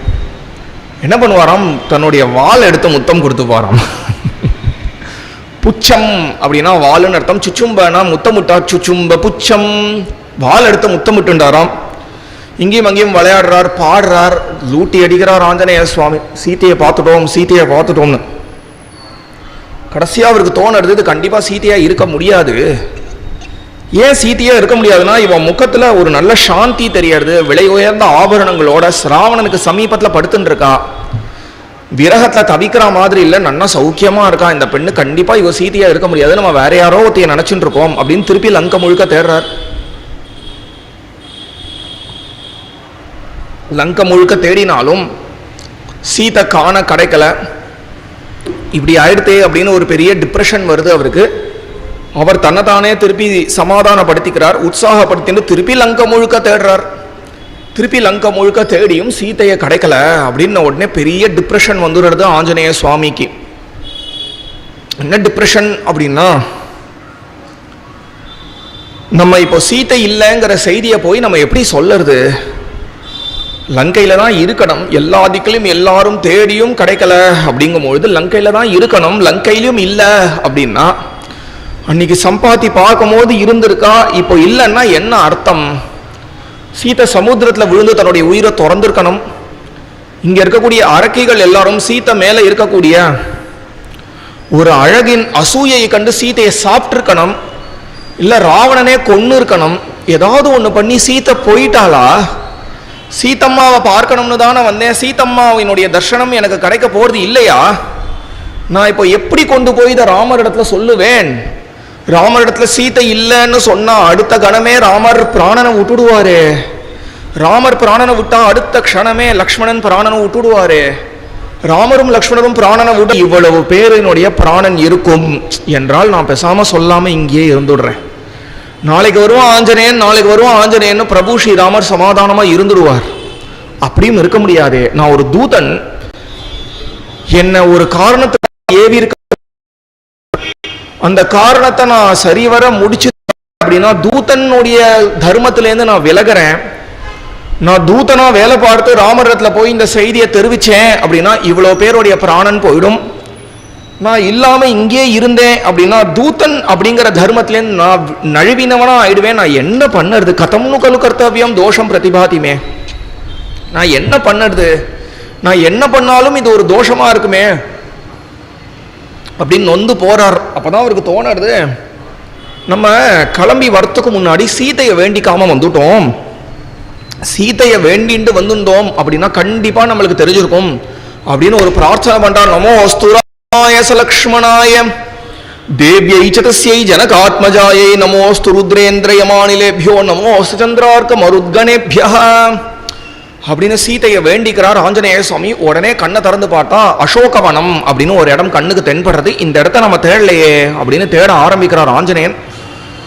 ஒரு இடமா பறந்து பறந்து பறந்து பறந்து வந்தா தூரக்க ஒரு பெண் உட்கார்ந்துட்டு இருக்கான்னு தெரியறது. அந்த பெண் சீதைன்னு மனசு சொல்லுறது. ஏற்கனவே மனசு சொன்ன பேச்சை கேட்டு நம்ம ஏமாந்து போயிட்டோம், இப்ப இன்னொரு வாட்டி ஏமாந்து போகக்கூடாது அப்படின்னு சங்கல்பிச்சுண்டு புத்திபூர்வமா இவள் யாருன்னு நம்ம விசாரம். இன்னைக்கு நம்ம பார்த்தோம் சீதை என்ன பண்ணா, தன்னுடைய ஆபரணங்கள் எல்லாத்தையும் கழட்டி தூக்கி எறிஞ்சா. அந்த ஆபரணங்கள் எல்லாம் நமக்கு என்ன நினைவு இருக்கு? ஆபரணங்கள் இவகிட்ட இல்லாம இருக்கான்னு பார்க்கிறார். அவ விட்டு எரிஞ்சதெல்லாம் ஒரு கையில ஒரு காலில் போட்டுக்க கூடியதாம். அது எதுவுமே இங்க சீதையின் இடத்துல இல்ல. ஒரு டிக் போட்டுண்டார். அன்னைக்கு அவ தன்னுடைய புடவைய கிழிச்சுண்டு இந்த ஆபரணத்தை எல்லாத்தையும் அதுல போட்டு தானே தூக்கி போட்டார். இந்த புடவையில ஒரு கிழிசல் இருக்கான்னு பார்த்தார். ஒரு கிழிசல் இருந்தது. ரெண்டாவது டிக். அந்த கிழிசல் இருந்தது. ஒன்னத்தை கிழிச்சு அதுல போட்டாலே அது அவளுடைய புடவை. அது மஞ்சள் நிறத்துல இருந்தது. இவ உடுத்தின் இருக்கிறது மஞ்சளான்னு பார்த்தார். இதுவும் மஞ்சள் தான். நான் சீதையை பார்த்துட்டேன் அப்படின்னு சந்தோஷப்பட்டார் ஆஞ்சநேய சுவாமி. பலவிதமா சந்தோஷப்பட்டு மனசுனாலேயே போய் ராமர் இடத்துல நான் சீதையை பார்த்துட்டேன் அப்படிங்கிற செய்தியை போய் சொல்றார். எப்பேற்பட்டவள், அருமையே அருமையே அப்படிங்கிறார் கம்பன். தர்மம் காத்ததோ சனகனன் நல்வினை, கருமம் காத்ததோ கற்பின் காவலோ, அருமையே அருமையே. இவோ எதிரியினுடைய நகரத்துக்குள்ள தன்னுடைய கற்புக்கு எந்த விதமான தீங்கும் வராம பாங்கா இருக்காளே, இவள் எப்பேற்பட்டவள் அப்படின்னு பலவிதமா ஸ்துதி பண்ணி அவருக்கு அப்பப்போ தோணுமாம், ராமர் ஒரு பெண்ணை புரிஞ்சு ரொம்ப தவிக்கிறாரே, இது ராமருடைய காம்பீரியத்துக்கு ஒரு பிழை அப்படின்னு தோணுமாம். இப்போ சீதையை பார்த்ததுக்கு அப்புறமா அவருக்கு தோணதான் ராமர் தவிச்சது ஒன்றும் பத்தல அப்படின்னு தோணு. துஷ்கரம் கிருத்தவான் ராமஹ ஹீனோ யதனயா பிரபு தாரயத்யாத்மனோ தேகம் ந சோகேன அவசீததி. இப்பேற்பட்ட ஒரு பெண்ணை பிரிஞ்சு இவர் இன்னும் உயிரோட இருக்கிறதே ஒரு தோஷம். இவளை பிரிஞ்சு அவரால் இன்னும் எப்படி இருக்க முடியறது அப்படின்னு தோணுறது. சீதையே பார்க்கிறார். சீதை பிரதிக்ஷணமும் ராமர் வராரான்னு எதிர்பார்த்துட்டே இருக்கும் போது அங்கேருந்து ராவணன் வரான். ராவணன் பலவிதமா துன்புறுத்துறான் சீதைய.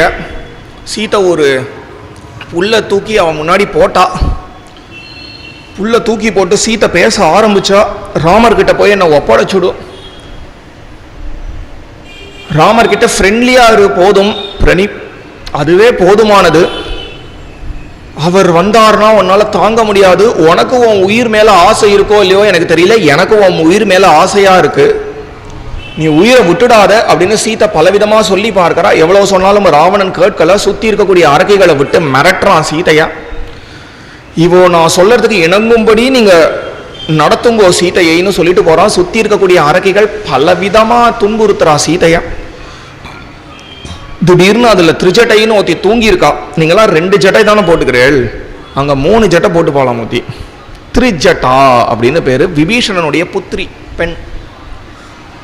அவ ஒரு சொப்பனம் கண்டிருக்கா. அந்த சொப்பனத்துல சீதை ராமர் எல்லாரும் வந்திருக்கா. ராமர் ஸ்ரீமன் நாராயணன் என்றும் சீதையே மகாலட்சுமி என்றும், ராமன் ஒரு பெரிய படையை திரட்டின்னு வந்து இங்க ராவணனை சம்ஹாரம் பண்ண போறான், எல்லாம் சொப்பனத்துல வந்துடுத்து. அப்ப சொல்றா, ஒரு குரங்க வேற அமைச்சிருக்கா ராமர், அந்த குரங்கு இந்த ஊரை எரிக்க போறதுன்னு எல்லாத்தையும் சொல்லி, பிரணிபாத பிரசன்னாகி மைதிலி ஜனகாத்மஜா, எல்லாரும் உங்க உடம்ப பூமியில போடுங்கோ அப்படிங்கிறா. சேவின்னு சொன்னா அதுக்கு நிறைய சம்ஸ்காரம் தேவையா, நமஸ்காரம் பண்ணுனா சம்ஸ்காரம் தேவையா, அதெல்லாம் எதுவுமே வேணாம், கால் தடிக்கு கீழே விழுறா மாதிரி விழுந்தா போறோம், சீத்தை உடனே அபயம் கொடுத்துருவான்னு சொல்றது கேட்டுண்டே இருக்கக்கூடிய சீதை அபயம் அப்படின்ட்டா. நீங்க யாரும் கவலைப்பட வேணாம், நான் பாத்துக்கிறேன் அப்படிங்கிறா. கொஞ்ச நேரத்தினா எல்லாருடைய சப்தமும் அடங்கி எடுத்து சீதைக்கு மனசுல ஒரு பெரிய துக்கம் வாட்டுறது. நம்ம உயிரையே விட்டுடலாம்னு தோணுறது. எப்படி உயிரை விடுறதுன்னு தெரியலன்னு திகச்சு போகும்போது பக்கத்துல ஒரு மரம் இருக்கு, அந்த கிளை இருக்கு. அந்த கிளையில நம்ம கேஷத்தை கொண்டு தலையை சுத்திண்டு சூசைட் பண்ணிடலாம்னு சீதை அந்த கிளைக்கு பக்கத்துல போறா. அந்த கிளைக்கு பக்கத்துல போனா, ஏற்கனவே சொன்னேன், அவளுடைய இடது பக்கங்கள் எல்லாம் துடிக்கிறது. ஸ்திரீகளுக்கு இடது பக்கம் துடிக்கிறதுங்கிறது ஒரு நல்ல சகுனம். ஆஞ்சநேயன் அந்த கிளையில உட்கார்ந்துட்டு இருக்காராம். ஜெகன் மாதாக்கு ஆஞ்சநேயனுடைய சன்னிதானம் ஒரு நன்மையை கொடுக்கும்னா, ஆஞ்சநேயனை பத்தி என்னன்னு சொல்லுறது? ஆஞ்சநேயனுக்கு இவ மன ஓட்டம் புரிஞ்சுடுத்து. இவளுடைய எண்ணத்தை மாத்தணுங்கிறதுக்காக இருந்த இடத்துல இருந்தே ஒரு ராமாயண கானம் பண்ணார். சீத்தை சந்தோஷப்பட்டா. சந்தோஷப்பட்டும் சீத்தையும் ஆஞ்சநேயனும் 2 பேரும் பேச துவங்கினார்கள். ஆஞ்சநேயன் நடந்த கதையை சொல்லி அவன் எடுத்துன்னு வந்த மோதிரத்தை கொடுக்குறான். சீத்தை அதை பார்த்து சந்தோஷப்பட்டா. சீத்தை தன்னுடைய சூடாமணியை கொடுத்தா. சூடாமணியை கொடுத்த உடனே சீக்கிரமா ராமரை அழைச்சிண்டு வா அப்படிங்கிறா சீத்தை. ஆஞ்சநேயன் அங்கேருந்து கிளம்பினார். கிளம்பி திருப்பி ராமர்கிட்ட வந்துடாம். இதுதான் நேர்மையா சொல்லணும். ஆனா நம்ம ஆஞ்சநேயன் ஒண்ணு பண்ணுனா ஒண்ணு பண்ணவே தெரியாதான் 10 பண்ணின்னு வந்து நிப்பாராம். அவருக்கு தோணிட்டு இவ்வளவு தூரம் வந்துட்டோமே, ராவணனை பார்த்து ஒரு வார்த்தை பேசிட்டு வரலாம் தோணி. ஒரு பேர்பட்ட ஆளா இருக்கணும்னு யோசிச்சு பாருங்க. ராவணனுடைய இப்படியே வருது. வால்மீகி ராமாயணத்தையே ஆசிரிச்சு சொல்றேன். ராவணனை பார்க்கணும்னா அப்பாயின்மெண்ட் கிடைக்காது. நம்மளோ சாமானியவன். இப்பேற்பட்டவர்களை அப்பாயின்மெண்ட் கிடைக்கணும்னா ஒன்றும் இல்லை, ஊரை எரிச்சுட்டா போதும்னு ஊரை ஒரு துவம்சம் பண்றார். ஒவ்வொருத்தனா சண்டைக்கு வர எல்லாரையும் அடிச்சு துவம்சம் பண்றார். கடைசியா இந்திரஜித் வந்து ஆஞ்சநேயனை கட்டிட்டு போயிடுறான். அங்க போனா ராவணனை பார்க்கிறார் ஆஞ்சநேய சுவாமி. ராவணனை போட்டு ஒரு மிரட்டுறார். பிரம்மா ஸ்வயம்புச்சதுரானனோவா ருத்ரஸ்திரிநேத்ரஸ்திரிபுராந்தகோவா இந்திரோ மகேந்திரோ சுரநாயகோவா திராத்தும் நசக்தாக யுதி ராமவத்யம். உலகத்துல இருக்கக்கூடிய அனைத்து தெய்வங்களும் பின்னாடி வந்து நின்னாலும் ராமபிரானுடைய ஒரு அம்புக்கு யாராலையும் பதில் சொல்ல முடியாது. நான் சொல்றத கேளு, சீதையை கொடுத்துடு. ராவணனுக்கு கோபம் வந்தது. ஆஞ்சநேயனை வதம் பண்றேன்னு போனா. பக்கத்துல இருக்கக்கூடிய விபீஷணன் கொஞ்சம் நல்ல வார்த்தை சொல்லி அவனுடைய மனசை கலைச்ச உடனே அவனுடைய வாளை எரிக்கலாம் அப்படின்னு வாளை கேட்டு வாளை எரிக்கலாம்னு பார்த்தா அந்த வாள் ரொம்ப பெருசா வளர்ந்துட்டே போறதான். என்ன பண்ணுறது ஏது பண்ணுறதுன்னு தெரியாம நிறைய துணி எடுத்துன்னு வந்து எண்ணெயில் ரொப்பி அதுக்கப்புறமா இந்த வாழை கட்டி ஒரு நெருப்பை வச்சா சீதைக்கு செய்து போகிறது. சீதை உடனே ஒரு பிரதிஜை பண்றா. அக்னி பகவானை பார்த்து ஆஞ்சநேயனை சுடாதேங்கிறா. குளிர ஆரம்பிச்சுடுறது ஆஞ்சநேயனுக்கு வாலில் இருக்கக்கூடிய நெருப்பு. என்கிட்ட வாலாட்டினா என்ன ஆகும்னு தெரியணும்னு ஊர் முழுக்க பரேடு பண்றான் ஆஞ்சநேயனை. ஆஞ்சநேயன் பார்த்தார், இது ஒரு பெரிய அதிர்ஷ்டம். அங்க போனா பிரபு கேட்பார், ஊரை பார்த்தையா அப்படின்னு. மண்டைய சொரிஞ்சிருப்பேன். நல்ல வேளை இப்போ நம்ம ஊரை கூட்டுண்டு போய் காண்பிக்கிறான். வாலில் இருக்கக்கூடிய நெருப்பு ஊரையும் நன்னா காண்பிக்கிறது. அப்படின்னு ஊர் முழுக்க சுற்றி காண்பிச்சா. ஆஞ்சநேயர் ஊர் முழுக்க பார்த்தோன்னே ஜெய் சீதாராம்னார். ஊர் முழுக்க எரிச்சுடுறார். சமுத்திரத்தில் வாழை போய் தனிச்சுக்கிறார். அப்புறம் சீத்தை எப்படி இருக்கான்னு அவருக்கு ஒரு கவலை வந்துடுறது. அசோகவனத்துக்கு போகிறார். சீத்தையை விழுந்து சேவிக்கிறார். பிரதட்சணம் பண்ணி அங்கேருந்து கிளம்பி வந்தா இங்கே 1 கோடி வானரங்கள் காத்துருக்கு. இதெல்லாம் ஒரே நாளில் நடக்கிறது. எந்த மாதம் தெரியுமா நடக்கிறது? அடுத்த மாதம் நடந்த கதை இது. அடுத்த மாதம் நடந்த கதை இது. தையில் நடக்கக்கூடிய கதை இது. தை கடைசியில் நடக்கிறது இது. கணக்கு இருக்கு எப்பப்போ என்னென்ன நடந்தது அப்படின்னு. ராமபிரானுக்கு எதுவுமே சொல்றதுக்கு நேரம் பத்தலை இந்த வாட்டி. இங்கே வந்தால் எல்லா வானரங்களையும் உட்காத்தி வச்சு ஆஞ்சநேயர் விஸ்தாரமாக ஒரு உபன்யாசம் பண்ணார். அப்புறம் எல்லா வானரங்களும் ராமரை பார்க்கறதுக்கு கிளம்புறார்கள். கிளம்பும் போது ஏற்கனவே சொன்னேன்னு நினைக்கிறேன் இந்த கதையை. இந்த வானராள்லாம் போகிற வழியில் ஆஞ்சநேயனை கூப்பிட்டு ட்ரீட் கேட்கிறான். இந்த வானராள்லாம் ஏற்கனவே சொன்னேன் இந்த கதையை. எல்லா வானரர்களும் ட்ரீட் கேட்கறது. ட்ரீட் கேட்டால் மதுவனம்னு ஒரு வனம் வருது. பேர் புரியறதோன்னு என்னென்ன மதுவனம்னு பேர் அந்த வனத்துக்கு. ஆஞ்சநேயன் வனம் மதுவனத்துக்குள்ளே போய் நீங்கள் உங்களே திருப்தி பண்ணிக்கோங்க அப்படின்னு சொல்லி ஆஞ்சநேயர் வாசலில் நிற்கிறார். அவர் உள்ள போல எல்லா குரங்கும் தாறுமாறாக ஏதோ குடிக்க ஆரம்பிச்சுடுது. அடியேன் 2 வாட்டி பாண்டிச்சேரியில் ராமாயணம் சொல்லியிருக்கேன். ஒரு வாட்டி என்ன ஆச்சு, ஒரு வரதராஜ பெருமாள் கோவிலில் சொன்னேன். நன்னா இருப்பார் அந்த வரதராஜன் பார்க்கறதுக்கு, அழகாக இருப்பார் பெருமாள். அங்கே சொல்லும்பொழுது இதே மாதிரி ஒரு தருணம், பட்டாபிஷேகம் சீக்கிரமாக சொல்லணும், நிறையா பேர் வந்திருந்தா. சரி அந்த ஊரோட கனெக்ட் பண்ணி சொல்லுவோமேன்னு நான் சொன்னேன். உங்கள் ஊர் வழியாக தான் போனால், உங்கள் ஊர் வழியாக போகும்போது இந்த குரங்கெல்லாம் ட்ரீட் கேட்டுது ஆஞ்சநேயன் பாண்டிச்சேரிக்குள்ளே போயிட்டு வா அப்படின்னு சொன்னால் எல்லா குரங்கும் பாண்டிச்சேரிக்குள்ளே தான் போயிட்டு வந்தது அப்படின்னு நான் மட்டுக்கு சொல்லிட்டு வந்தேன். எல்லாரும் சிரிச்சா. எல்லாம் முடிஞ்சிருத்துக்காத. அங்கேருந்து ஒரு மாமா பயபக்தியாக வந்தார். அடியேன் சுவாமின் அப்படின்னார். அடியேனுக்கு ஒரு சிறிய சந்தேகம்னார். எனக்கு அடிவயிறா கலக்கிடுது. ஐயோ நமக்கு ஒன்றும் தெரியாதுன்னு இவர் தெரிஞ்சுன்ற போகிறாரே. என்ன சந்தேகம் சொல்லுங்க மாமா, எனக்கு கொஞ்சம் அவசரம் போகிறதுல அவசரமாக இருக்கேன், நீங்கள் என்னவா இருந்தாலும் சொல்லிக்கோங்க, நாளைக்கு நான் அந்த சந்தேகத்தை தெளிவுபடுத்திடுறேன். என்ன கொஞ்சம் நமக்கு தெரியாதுங்கிறதுக்கு ஷீல்டு பண்ணலாம். அவர் கேட்டாரே ஒரு சந்தேகம். அந்த மாமா கேட்டார், பாண்டிச்சேரிக்குள்ளே வந்தேன்னு சொன்னாலே எந்த இடத்துல அவெல்லாம் திருவடியை பதிச்சான்னு சொல்லவே இல்லையே.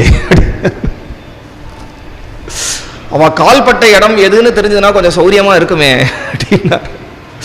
அன்னிலேருந்து நான் அதை சொல்கிறதே விட்டுட்டேன்.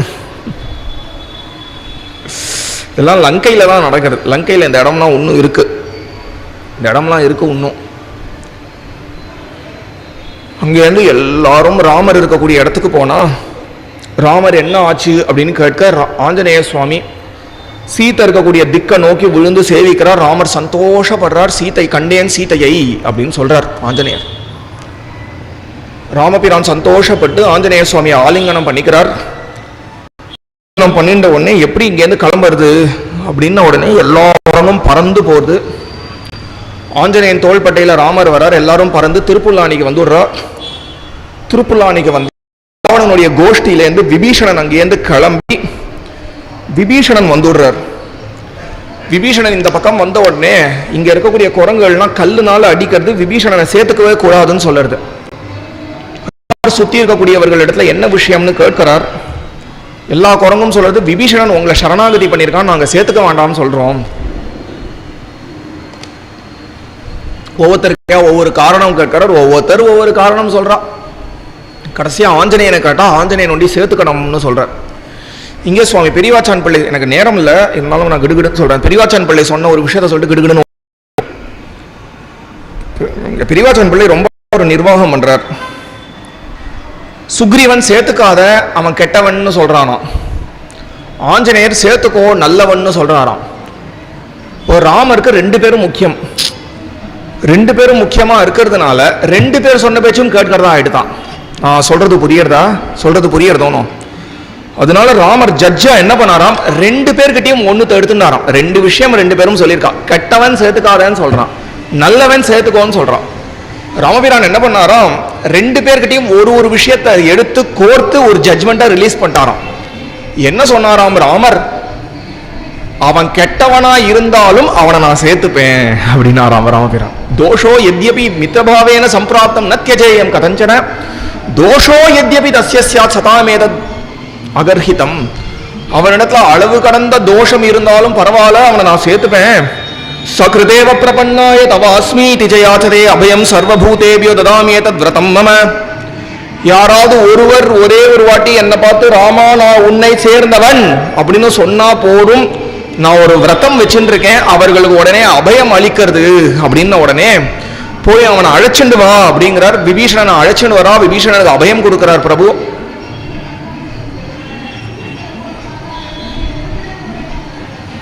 விபீஷணனை சேர்த்துண்ட உடனே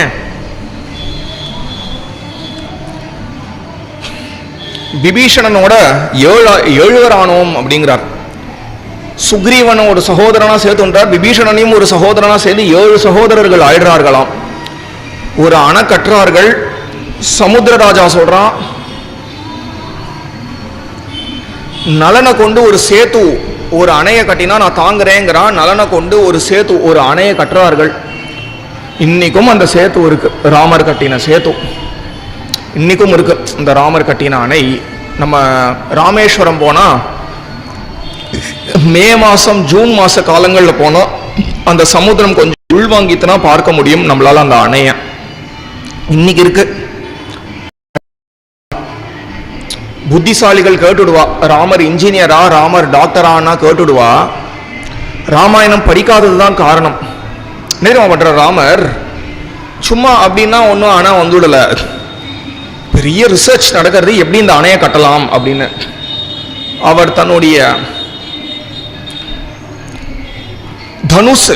தனுஷினுடைய நுனினால எப்படி ஒரு பெண்ணால பேப்பர்ல எழுதுவோமோ அதே மாதிரி அந்த தனுஷினுடைய நுனினால இப்படி கீழே வரைஞ்சு காண்பிக்கிறார் எப்படி அந்த அணையை கட்டம்னு ஒரு ப்ளூ பிரிண்ட் போட்டு விடுறா. அது 5 லேயர்டு பிரிட்ஜ். அது முதல்ல எந்த மரம் போகணும், 2வது எந்த மரம் போகணும், 3வது எந்த கல் போகணும், அப்படியே ஒரு 5 லேயர்டு பிரிட்ஜ். அது குரங்குலாம் 2 பக்கம் நூல் பிடிக்கிறது, ஆனா இப்படி இப்படி போயிடக்கூடாது, ஸ்ட்ரெயிட்டா போகணும் அப்படின்னு அவ்வளவு ரிசர்ச் பண்ணி கட்டப்பட்டது ஒண்ணு. இது எல்லாத்துக்கும் ப்ளூ பிரிண்ட் போட்டு கொடுக்கிறது ராமபிரான் தான். அவர் தன்னுடைய தனுஷினுடைய கோட்டினா நுனினால எந்த ஊர்ல வரைஞ்சி இப்படிதான் அணைய அமைக்கணும்னு சொன்னாரோ அந்த ஊருக்கு தான் தனுஷ் கோட்டி அப்படின்னு பெயர். அணைய ஒரு 5-6 நாட்களுக்குள்ள சர்ன்னு கட்டினார்கள். கட்டி முடித்த உடனே இங்கேருந்து லங்கைக்கு போய் ஆயிடுத்து. லங்கைக்கு போன உடனே அங்கேருந்து ராவணன் வரல, அடுத்த தூது அனுப்புறார். அங்கதனுடைய தூது அது. அங்கதன் போய் ராவணனை மிரட்டுறான். ராவணன் சண்டை தான் அப்படின்னு சொல்லிடுறான். 2 பேருக்கும் பெருசா சண்டை வந்துடுறது. சண்டையை ரொம்ப சம்ஷேபமா சொல்லிடுறேன்.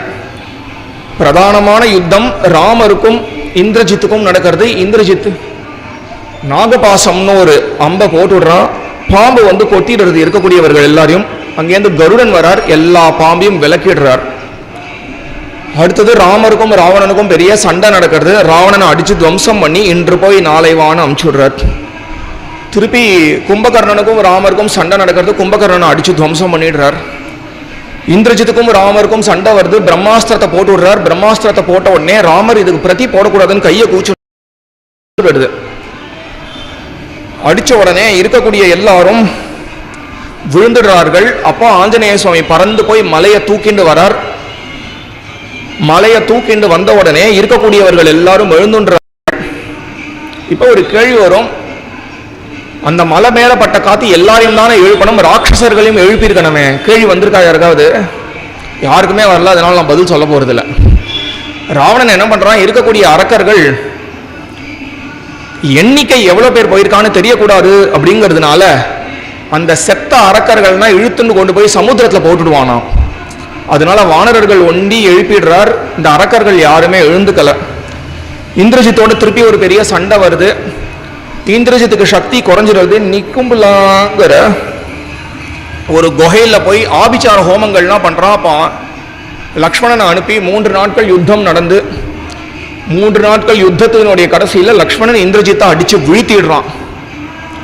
அப்புறம் கடைசியா ராமருக்கும் ராவணனுக்கும் ஒரு யுத்தம் வருது. ராமராவண யுத்தம் ரொம்ப விமர்சையா நடக்கிறது. கடைசியா ஒரு பிரம்மாஸ்திரத்தை போட்டு ராவணனையும் அடிச்சு விடுறார் ராமபிரான். ராவணனை அடிச்ச உடனே எல்லாரும் ஜெயம் ஜெயம் ஜெயம்னு சந்தோஷப்படுறார்கள். ஆஞ்சநேயன் நான் போய் சீத்தையின் இடத்துல சொல்றேங்கிறார். சீத்தையின் இடத்துல போய் செய்தியை கேட்ட உடனே நான் ஒன்னே போய் ராமரை சேவிக்கணுங்கிறா சீதா. சீதை சொன்ன உடனே ராமர்கிட்ட வந்து ஆஞ்சநேய சுவாமி தெரிவிக்கிறார். ஆஞ்சநேய சுவாமி தெரிவிச்ச உடனே அப்பா ஆஞ்சநேயர் தெரிவிச்ச உடனே விபீஷணன் அனுப்பி சீதையை அழைக்கிறார். சீதை வரா, எல்லா வானரங்களும் பார்க்கிறது. இங்கே வால்மீகி ராமாயணத்தில் சீதையை சந்தேகப்பட்டார் அப்படின்னு வருது. உடனே அவ அக்னிக்குள்ள போய் தன்னுடைய கற்பை நிரூபிச்சாள் அப்படின்னு நம்ம ஒரு கதையை கேள்விப்பட்டிருப்போம். அந்த கதை ஹாஃப் ட்ரூ ஹாஃப் அன்ட்ரூ. நிறைய ஆக்னேய அஸ்திரம், அதாவது அக்னியை கக்கக்கூடிய அஸ்திரங்களை இருக்கக்கூடிய ராமரோ லக்ஷ்மணரோ எல்லாரும் நிறைய ஆக்னேய அஸ்திரத்தை பிரயோகம் பண்றார்கள். நான் சொல்றது புரியுறதா? அதனால நிறைய அக்னியை கக்கி ராட்சசர்கள் எல்லாரையும் அந்த அக்னி விழுங்கி இருக்கு. அக்னி பகவான் வந்து ராமர் இடத்துல பிரார்த்தனை பண்ணிக்கிறான்.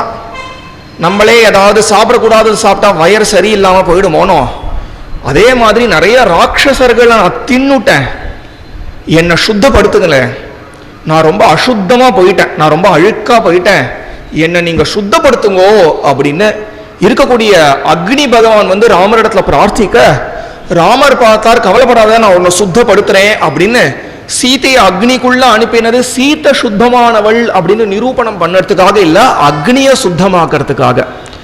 அக்னி சுத்தமாக்கி உடனே சீதையை அழைச்சுன்னு வந்து ராமரிடத்துல கொடுத்த உடனே சமஸ்த தேவர்களும் வந்துடுறார்கள்.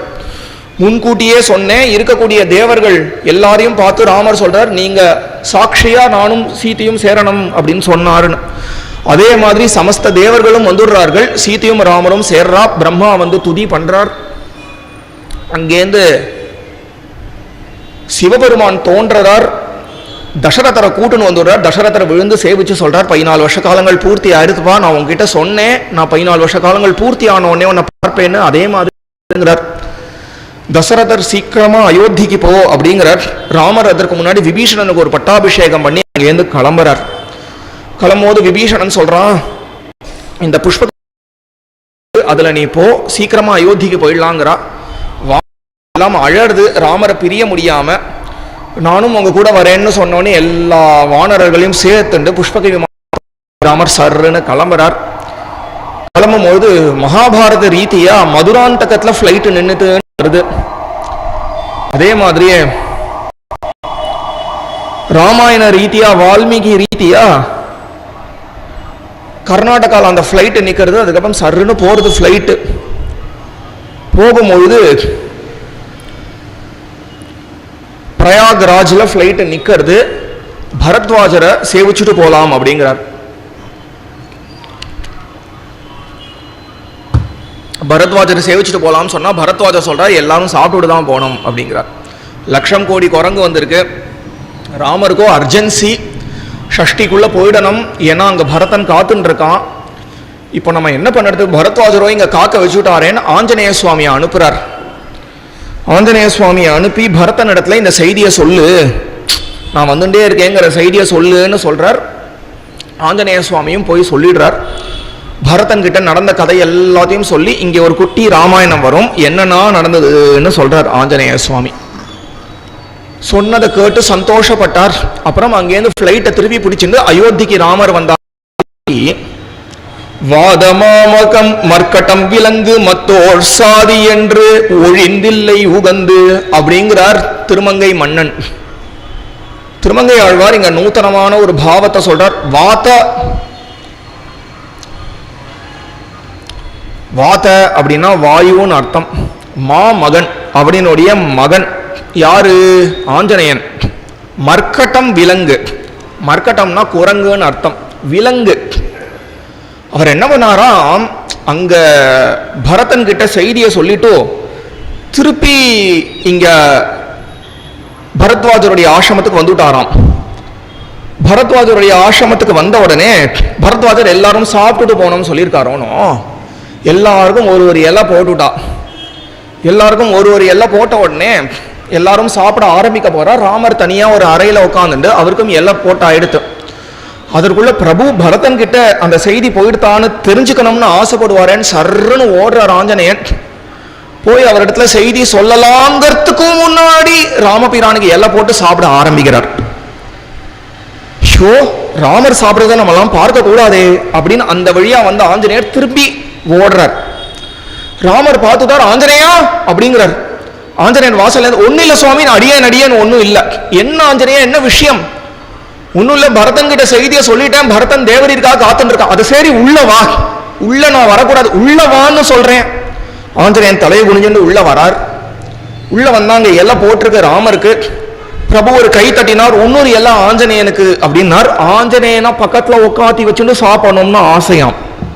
யோசிச்சு பாருங்க ராமருடைய பெருந்தன்மைய. பார்த்தா லட்சம் கோடி வானரங்களுக்கு தலைக்கு ஒரு இலை போட்ட அந்த பரத்வாஜருடைய ஆசிரமத்துல 300 இலை இல்லையா. ராமர் பரவாயில்லன்னு சொன்னார். ஆஞ்சநேயனை பார்த்து கட்டளையிட்டார், எழுத்தாப்புல உட்கார் அப்படின்னா. சுவாமின்கிறார், உட்கார். உட்கார்ந்தார் ஆஞ்சநேயன். உடனே பிரபு தன்னுடைய கைகள்னால அந்த இலையினுடைய நடுவுல இப்படி தட்டுறாராம். தட்டினா என்ன ஆயிடுதுன்னா, இது வரைக்கும் ஒன்னா இருந்த இலை அந்த இலையினுடைய நடுவுல ஒரு முதுகெலும்பு நமக்கு இருக்கிற மாதிரி ஒரு எலும்பு வந்து கொடுத்தான். இன்னைக்கு இலையில இருக்கு பார்த்தீங்களா, அது ராமர் ஆரம்பிச்சு வச்சதான். ராமபிரான் உடனே யாரு பரிமாறுறாலோ அவரை பார்த்து சொல்றார், நான் மனுஷியர்கள் சாப்பிடலாம் இந்த பக்கம் பரிமாறு, அதாவது இலைய 2ஆ வகுத்திருக்கேனே இந்த பக்கம் பரிமாறு, விலங்குகள் சாப்பிடலாம் அந்த பக்கம் பரிமாறுங்கிறார். அந்த வழக்கத்துல இன்னைக்கு கூட காய் பச்சடி இதெல்லாம் அந்த பக்கம் பரிமாறுவோம். அன்னம் அரிசி வகைகள் எல்லாமே இந்த பக்கம் பரிமாறுவோம். இது ராமர் ஆரம்பிச்சு வச்சதான். ராமபிரான் அன்னைக்கு ஒரே இலையில ஆஞ்சநேயனோட சாப்பிட்டாராம். திருமங்கை மன்னன் சொன்னார், இப்படி ஒரு கருணை யாருக்கு வரும் அப்படின்னு திருமங்கை மன்னன் கேட்கிறார். அங்கேருந்து கிளம்பி அந்த ஃப்ளைட் வருது. எனக்கு நேரமே இல்லை, அதனால ரொம்ப சுருக்க சொல்லிடுறேன் பட்டாபிஷேகத்தை. போராததுக்கு இது வேற ஆட் டு ஒன்ஸ் ஊசும்பாலே ஆங்கிலத்தில், அது மாதிரி.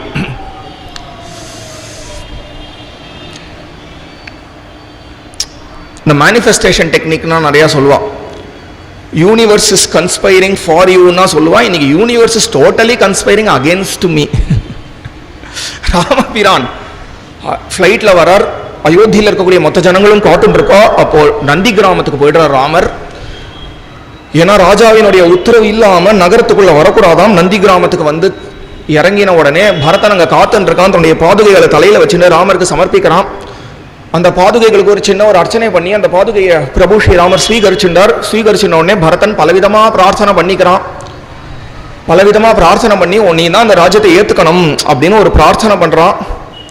இந்த லோகம் அப்படின்னு ஒன்று இருக்கிற வரைக்கும் நீ தான் இந்த லோகத்துக்கு சுவாமியா இருக்கணும் அப்படின்னு உடனே ராமர் ததா அப்படியே அப்படிங்கிறார். அடுத்த நாள் பட்டாபிஷேகம்னு ஆயிடுத்து. நந்தி கிராமத்துலேருந்து கிளம்பி அயோத்திக்கு வரார். அயோத்திக்கு வரும்பொழுது வாசல்ல அந்த எந்த 4 குதிரை 14 வருஷங்களுக்கு முன்னாடி பிரபு ஸ்ரீராமரை காட்டுல போய் அனுப்பித்தோ, எந்த 4 குதிரை ராமருக்கு சரிவர பட்டாபிஷேகம் நடக்கணும்னு 3 நாட்கள் உபவாசமா இருந்ததோ, எந்த ஒரு குதிரை நாங்களும் உன்னோட வனவாசத்துக்கு வரேன்னு அழுதுதோ, எந்த ஒரு குதிரை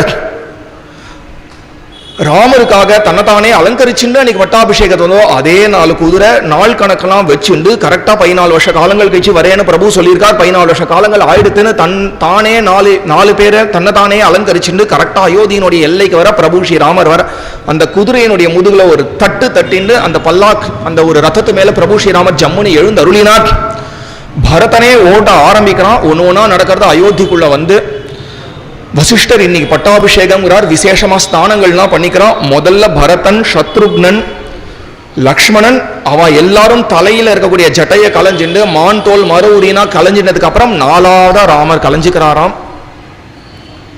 அன்னைக்கு 14 வருஷத்துக்கு முன்னாடி எந்த மேடையில பட்டாபிஷேகம் நடந்திருக்கணுமோ அந்த மண்டபம் 14 வருஷத்துக்கு முன்னாடி தூக்கி போடப்பட்டது. அந்த மண்டபத்தை திருப்பி கொண்டு வந்து புதுப்பிச்சு 14 வருஷத்துக்கு முன்னாடி எந்த யானை வந்து புளிர் இருக்கணுமோ அந்த யானையை நான் கூட்டுன்னு வந்து இப்போ இந்த வாட்டி என்ன எடுத்துனா யாரெல்லாம் ராமரை பார்த்தாலோ யாரெல்லாம் ராமர் பார்த்தாரோ அவ எல்லாரும் வந்துட்டாலாம். போன வாட்டி பிரபுக்கு பட்டாபிஷேகத்துக்குள்ள வரும்போது உப்புச்சப்பே இல்லையாம். ஏன்னா மனுஷர்கள் ஒண்டிதான் இருந்தாலும். இந்த வாட்டி என்ன எடுத்து உள்ள வந்து பார்க்கிறார். ஒரு பக்கம் பார்த்தா லட்சம் கோடி குரங்கு, ஒரு பக்கம் பார்த்தா கரடி கூட்டம். காட்டுல எந்தெந்த விலங்கெல்லாம் ராமர் பார்த்தாரோ எல்லாம் வந்திருக்கா. எல்லாரும் ஆனா மனுஷ ரூபத்துல இருந்துட்டு இருக்கா. ராமருக்கு இதுதான் பட்டாபிஷேகம்னு தோணி நெரிசலா இருக்கக்கூடிய அந்த பட்டாபிஷேக மண்டபத்துக்குள்ள ஜம் ஜம் ஜம் ஜம்னு சீதையினோட கூட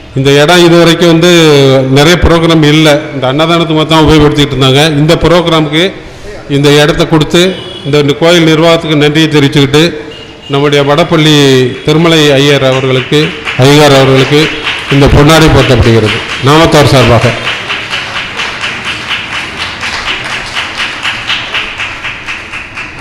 நம்மளுக்கு இதே மாதிரி சத்சங்கம் எப்பவும் கிடைக்குன்னு பிரார்த்திச்சுக்கிட்டு, சாமி இப்போ வந்து குங்கும பிரசாதம், இந்த குங்கும பிரசாதம் யாரும் லேசாக நினைக்க வேண்டாம், குறிஞ்சியால் ஆசீர்வதிக்கப்பட்டது.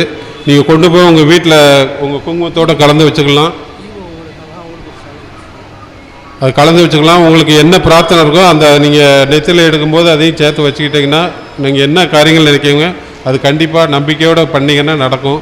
அதனால் இந்த குங்கும பிரசாதத்தை வாங்கிட்டு ஸ்டிக்கர் அப்புறம் நோட்டீஸ், நாமத்தார் நோட்டீஸ் தருவாங்க. அதில் நோட்டீஸ், அதில் அட்ரஸ் இருக்குது, ஃபோன் நம்பர் இருக்குது. நீங்கள் எப்போ வேணாலும் கான்டாக்ட் பண்ணலாம், விவரம் கேட்டுக்கலாம்.